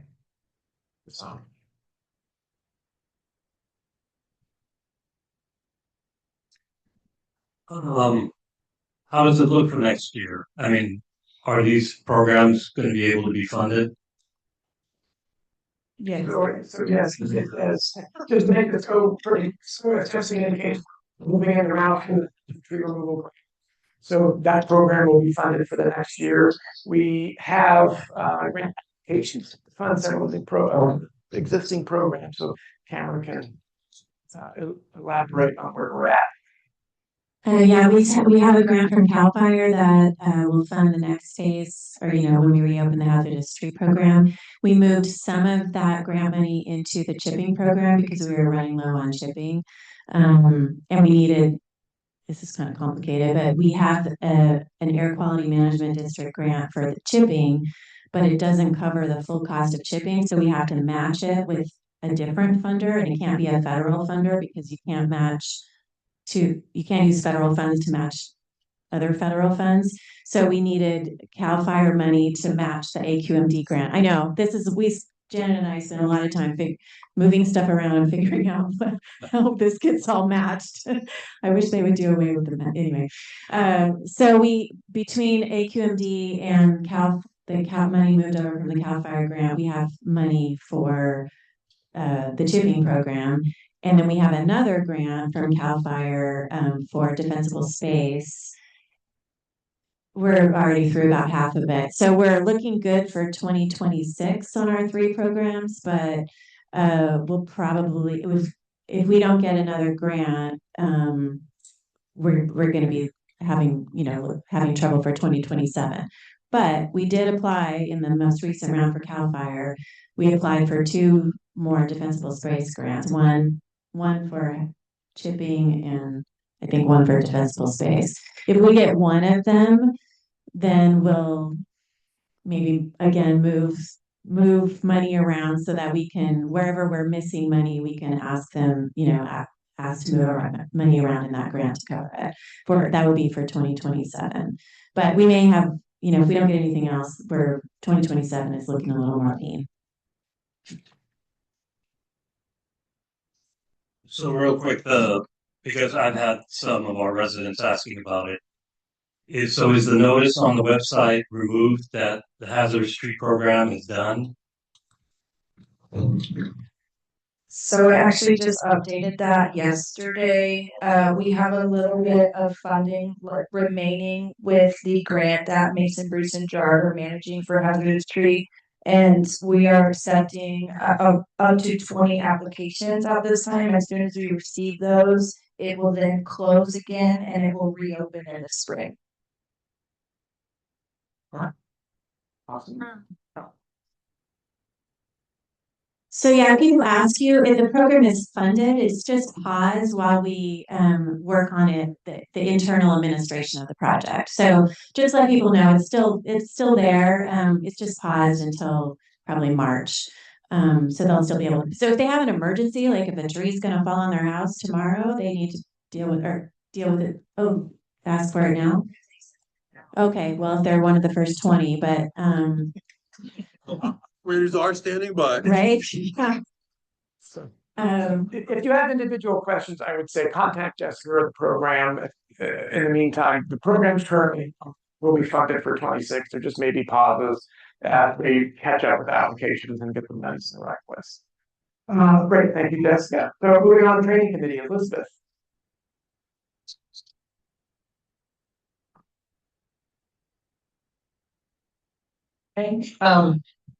Not a lot to report. We got the Q3 stipend process, I think, pretty much done. And mainly the main announcement for today is I'll be leading a brown bag session approximately 30 minutes after this meeting is over. It will be or on the Zoom or whatever.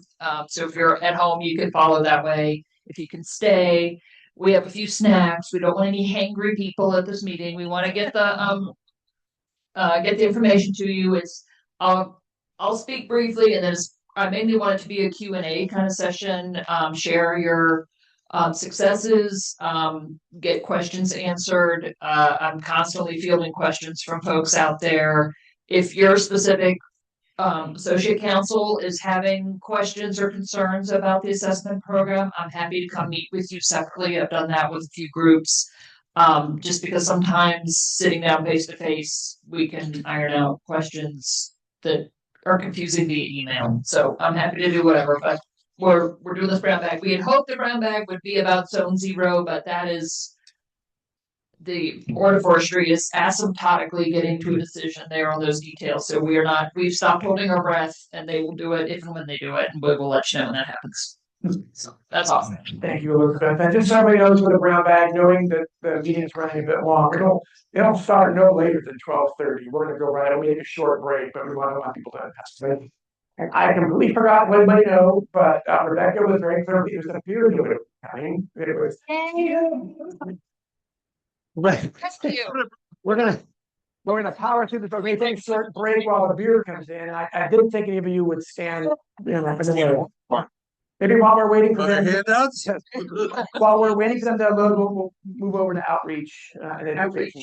Outreach and education. Yes, just as a reminder, we are trying to have handouts in the back that are available for pickup. Take as many as you need. There's one about your house. It's an older form with surviving an ember storm. Hand them out. Get that information out there. It's so pertinent. They may be a little somewhat outdated print wise, but the information still is valid. In January, we will be disseminating a list of the fire safe council per area, and the areas, the group areas, and those are also pointed out within the strategic plan, knowing that anytime that areas are designated, there's always options to fluidly move within, what meets fire safe council needs. And also in January, we will be putting out the year calendar that shows the county events and your fire safe council's area, which you will be responsible to be helping get manned volunteers for those events. So we're trying to get a little more coordinated with things, so it doesn't fall on certain volunteers to be at everything. Any questions? End of report. All right, thank you. All right, community council reports. So updates on what's happening from around the community. This is new, huh?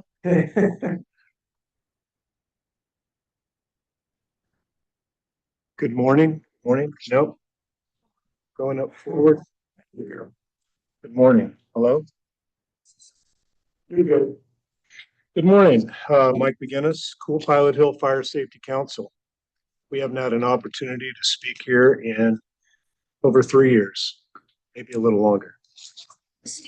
Yeah, thank you. Thank you. Mike, can you try one more attempt to hold? I think so. Switch toward the top. It takes to turn on. I don't see a light. There's no light. Okay. Hold on. There we go. There we go. Okay. We'll just start from scratch. Okay. Mike McGinnis, Cool Pilot Hill Fire Safety Council. Pleasure to be here. I've been sitting with you folks for a number of years watching, and we had a management change in June, and we're pleased to be here and be active. We had our first Fall Fire Safe event on October 25th. It was well attended. We were supported by a number of our associate groups here, CAL FIRE, OWOPR, Tanya spoke, Sheriff Bear was there, the insurance gentleman, William Whiskey, was there. Also, Bob Hess gave us a talk about Neighborhood Radio Watch. I gave a talk on, we'll call them survival kits, a go bag on steroids. We were pleased to do this. We're scheduling our first public meeting starting in January, and we're looking forward to having a nice, strong relationship with the council as we move forward. Thank you. Court. Yes. Good morning. Is it on? Yes. Yeah. Great. Thanks. Court Wagner with El Dorado Hills South Fire Safety Council. I want to thank David Zielinski he had an event. He had someone that wanted an assessment. We worked together to find that person. They were in Shingle Springs that are closer to my fire safety council. We did their assessment, and she was very happy for it. She needs a lot of work. I have a number of people in my community that are getting letters from their insurance company that if they get a NFPA certified wildfire mitigation specialist to inspect their home and submit that inspection, they can get the discount. I don't know how to find those inspectors. If anyone knows of a NFPA certified wildfire mitigation specialist, let me know. We can do it offline. That would be great. That would be great. And that's one other thing. The county we had a Fire Safe Council meeting, but it was disaster readiness. It was presented by the county.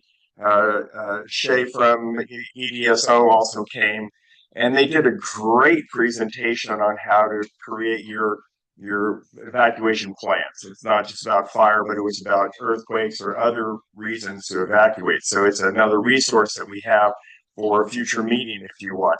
So I just want to make everybody aware of that. Let me know if you want the information. I don't have it with me ready, but I can do that. Chris Payne.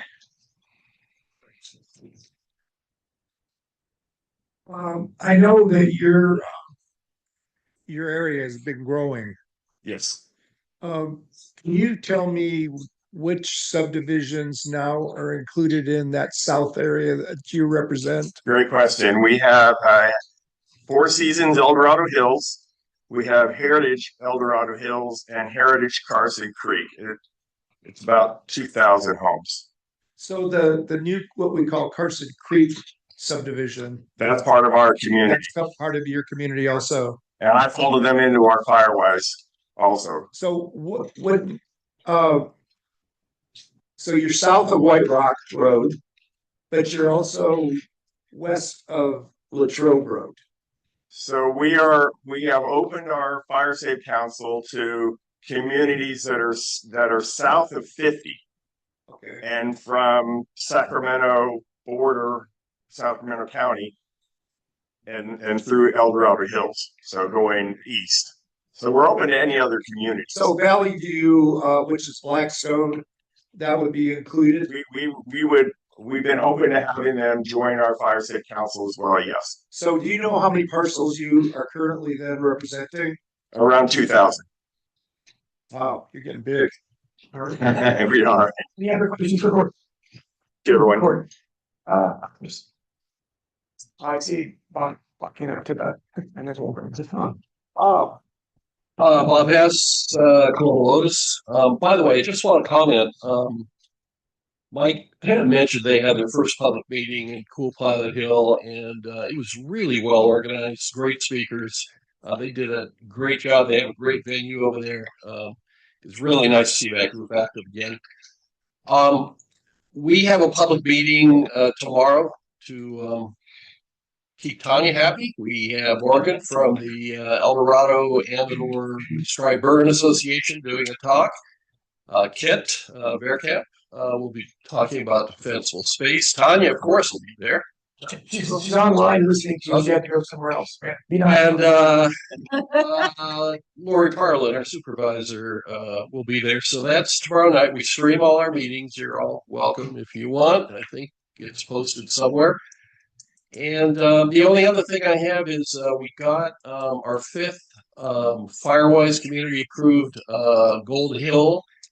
And this is kind of interesting because we were asked to include, we have a chunk of Gold Hill, basically the area north of Gold Hill Road, that's within the Fire Safe Council, but there's also a good chunk that is not within the Fire Safe Council. We were asked to include that area, and that includes the little-known Gold Hill Estates Fire Safe Council, which is 2 or 3 streets. So that is all now part of this Gold Hill Firewise community that we got approved. So we were glad to see that. And that's it. Thank you, Bob. It's on.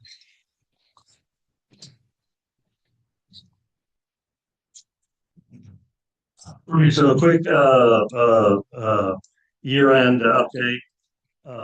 I'm not sure if I gave this before, but during the summer, we evaluated 222 properties out of the over 600 in Sierra Springs. Out of those, 189 met criteria. 85 were forwarded to hearings with the HOA board because we have a compliance and disciplinary process. Our evaluators, we call them, put in 92 hours for that. And then we had a small presence at our truck and treat for Halloween, and that went pretty well. And then we did complete our Green Waste Day on November 8th, and we had two 30-yard green waste dumpsters. We had a total of 420 bags submitted. And that added up to 156 hours of volunteer time, which roughly comes out to $6,300 of matching grant when we get there. So just want to let you know about that. Thank you. Thank you, Hassan. Oops. Looking online.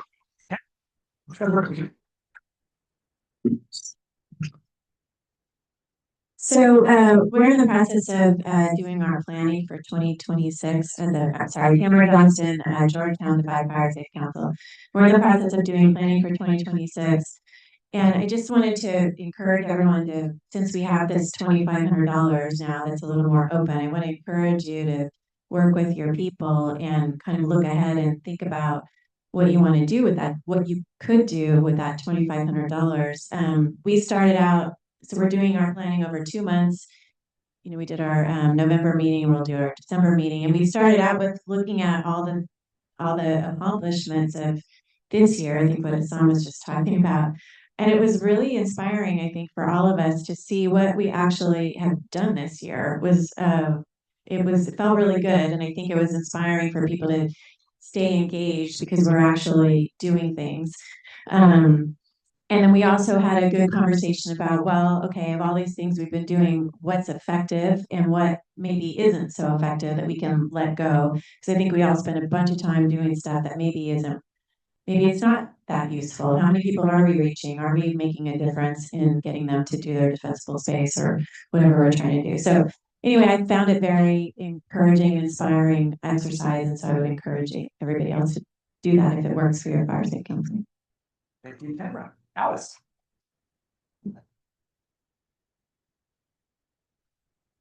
Alice Cantelo with Oakville, Area Fire Safety Council. We also did some planning with our $2,500, even though it didn't exist. So that was good to do. Let's see, we did submit our FireWise 5-year risk assessment, and it was very helpful driving around with different members of our community in their neighborhoods and having people see, what's being done, what's not being done. Was having that physical connection with our Fire Safety Council was really useful. When we did submit it, though, it was kicked back because our map was not detailed enough. And so I think Lester's going to work with Tanya to figure out how to solve that problem. Anyway, you had already mentioned, or Tamara had already mentioned about our great field day we had with PG&A, but coming back to the assessments, from the drive around, we realized that a couple of things were consistent throughout our Fire Safety Council. The roads are a really big concern. We all know that, but we need to keep working on it. Lots and lots of locked gates and almost nobody with a zone 0. And another thing that was really useful was we talked, because they did Hinks Exchange recently as one of the county emphasis areas. Lester connected with the inspectors and asked them what they had seen in the area. And they said, yeah, zone 1 is doing pretty well, zone 2 not so great. So it was really helpful if you do have them coming to your area, connect with them afterwards and ask them for their insights, because they've looked at lots of houses too. Another thing recently at our meeting where we're also doing our planning, but there's so many times you can have a talk on defensible space and a talk on home hardening and a talk on insurance. And so we're trying to figure out how to reach more people. And one of our people gave a very interesting talk on water conservation and how it connects to FireWise landscaping. And that almost everybody stayed for that, and it was very interesting. So I think that's one thing we'll try to do now is reach out to other connected topics that aren't just the same basic ones over and over. And that's it. Thank you. Thank you, Alice. Other county. David. Much to my surprise, the Plateau Fire Safety Council was listed as some sort of associate with United Policyholders. I've been frustrated because I stopped getting their emails. They hadn't been going to the route. So Court or Hassan, for me, whatever it is, I couldn't figure it out on their website even. I'd like to go. But I think they listed us because we did have someone from United Policyholders at our annual event at the Midtown Mall. So May 2nd, we're going to have that event again. And hopefully we'll have United Policyholders again. We're going to have our first in-person meeting in years. We had a secretary who had an autoimmune condition, so we had to meet by Zoom. But that's not an issue at the moment. So we're going to use a new Indian restaurant on Main Street across from the courthouse, and I think we'll have more people show up. So that's December 4th. Can I wait for good order to say an issue about the Forest Service and RCD? Yeah, let's do that. So the sheriff's office at OAS has designated Diamond Springs for their evacuation access. So our core group met with them, took a tour with the SO personnel, and we're looking toward really exploiting that to enhance both evacuation planning, engage the community, and we'll probably be doing that in the springtime. Stay tuned. We'll try to make it a big deal. Thank you, Paul. Any others? I'm right past people, so you might can't see anyone. And I'm not seeing anyone online. I think you lost happening. After so anything on property covered by fire safe capital. Remember, we know we're running late, and just to be courteous to everybody, please keep any comments short. Good. Well, Chris, whose hand was up? I'll defer to Gina first. Go ahead. Hi, just a quick comment. A lot of great work going on in all these individual fire safe councils. And again, with the Firewise community, I'm always looking for an opportunity to reach out to my community. But couple of things. You probably already know that on the 15th of November, if you're on the FAIR plan, they've changed their discount policies. And so if you don't know that, I'd encourage you to reach out to your agent, because now they're going to do line item discounts. And so you might qualify for additional discounts. So I just want to let you know that. The second thing is I'd like to throw out an idea. Some fire safe councils have newsletters, some don't. Some do other things that others don't. It'd be really great to have some kind of a matrix that could highlight what each fire safe council does, and then see if there's opportunities where we could leverage that material. So I don't know, maybe we could come up with some kind of a template that is general information that everyone would like to know, and then have a space in that template that you could then customize for either your Firewise community or your specific fire safe council. Just a thought of just how we could reach out to more of our residents and make it easier than redoing it ourselves over and over. Just a thought. Thank you. Thank you, Gina. This is the time where I speak about other items besides what we do here. In the case of my group being the landlord, parking is a premium. So when you come to the fire safe council office, make sure if there is that if you're going to park in our parking lot, don't stay very long. Make it quick. There's a lot of people that need those parking spots. Ken, this also relates to the third Thursday of the month. There's a number of groups that use the parking lot, and so I would hope the Fire Safe Council would reflect that in their scheduling. I understand you have a meeting possibly scheduled for tomorrow, and that may be a problem because in the morning it's the the Historical Society uses the parking lot, and in the afternoon we use the parking lot, which is the Eldorado Gold 1848 owner of the building. So, but otherwise, Mondays and Fridays are always really tough because the courts meet and they come across the street and use our parking lot without. Well, Chris, we can talk about specific logistics and those issues offline. I have been in contact with Point Taylor, and we have a number of things that she's going to bring to your board. So yes, we recognize parking is a challenge. We're a growing organization. I just want to make sure everybody hears some feedback to this. We're a growing organization. It is challenging. We do have a lot of folks coming and going. We want to work with the museum. So thank you for. Ben, I have 3 minutes, and I'd like to finish that 3 minutes. You do that. Okay, thank you. Related to things that are happening within the county, I just wanted to let everybody know that Judge Doug Phimster passed away a couple of days ago. He was a Superior Court judge for many, many years. Well-liked, a very good judge in terms of his fairness. And so I just wanted to let everybody know that that's happened. Thank you, Ken. Other public comment. Sorry. Well, I do have one that was came in. I did, but he didn't. He looked right at us. Well, if I could. See or hear everybody. So if you want to say something, you're going to have to get my attention. So Paul. Well, social. December 17th here, 6 to 8:30. Not only for the people sitting in this room, but all the people in your fire safe council. Let's no agenda. Let's play. Get to know each other in an unstructured setting. These barriers will be gone. No host bar. We're going to try and do it as a potluck. So people bring whatever you like, and we'll see what shows up. More information to follow. Thank you. Okay, there was one other additional public comment that came in online. It was from, and he had to step out, from Todd Burtwell. He's the Natural Resource Program Manager with the Amador Resource Conservation District.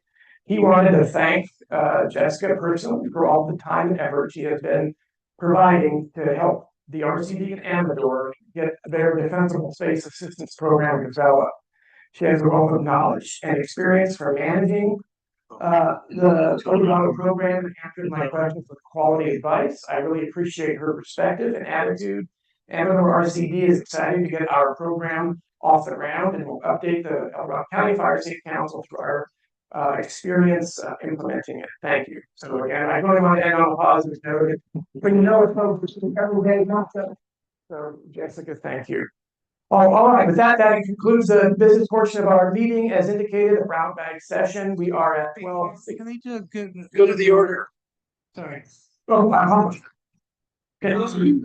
Dave Fournier told me today that the plug got pulled on their communications at the Forest Service building. And I think that affects not just the Forest Service, but also RCD. Someone in Washington decided to change the contract, and it hasn't filtered down to local. So you may have trouble reaching the Forest Service and RCD both by online, and I guess it's so local. So they're having some info. All right, thank you. Any other good of the order? All right, so I think we'll aim for 12:30 for the brown bag. Those that are online, just remain online. It'll be the same link. That'll give folks a chance to get a break here and get organized. Again, thank you, everybody. Have a great holiday. Next meeting is January 21st in the new year. Thank you.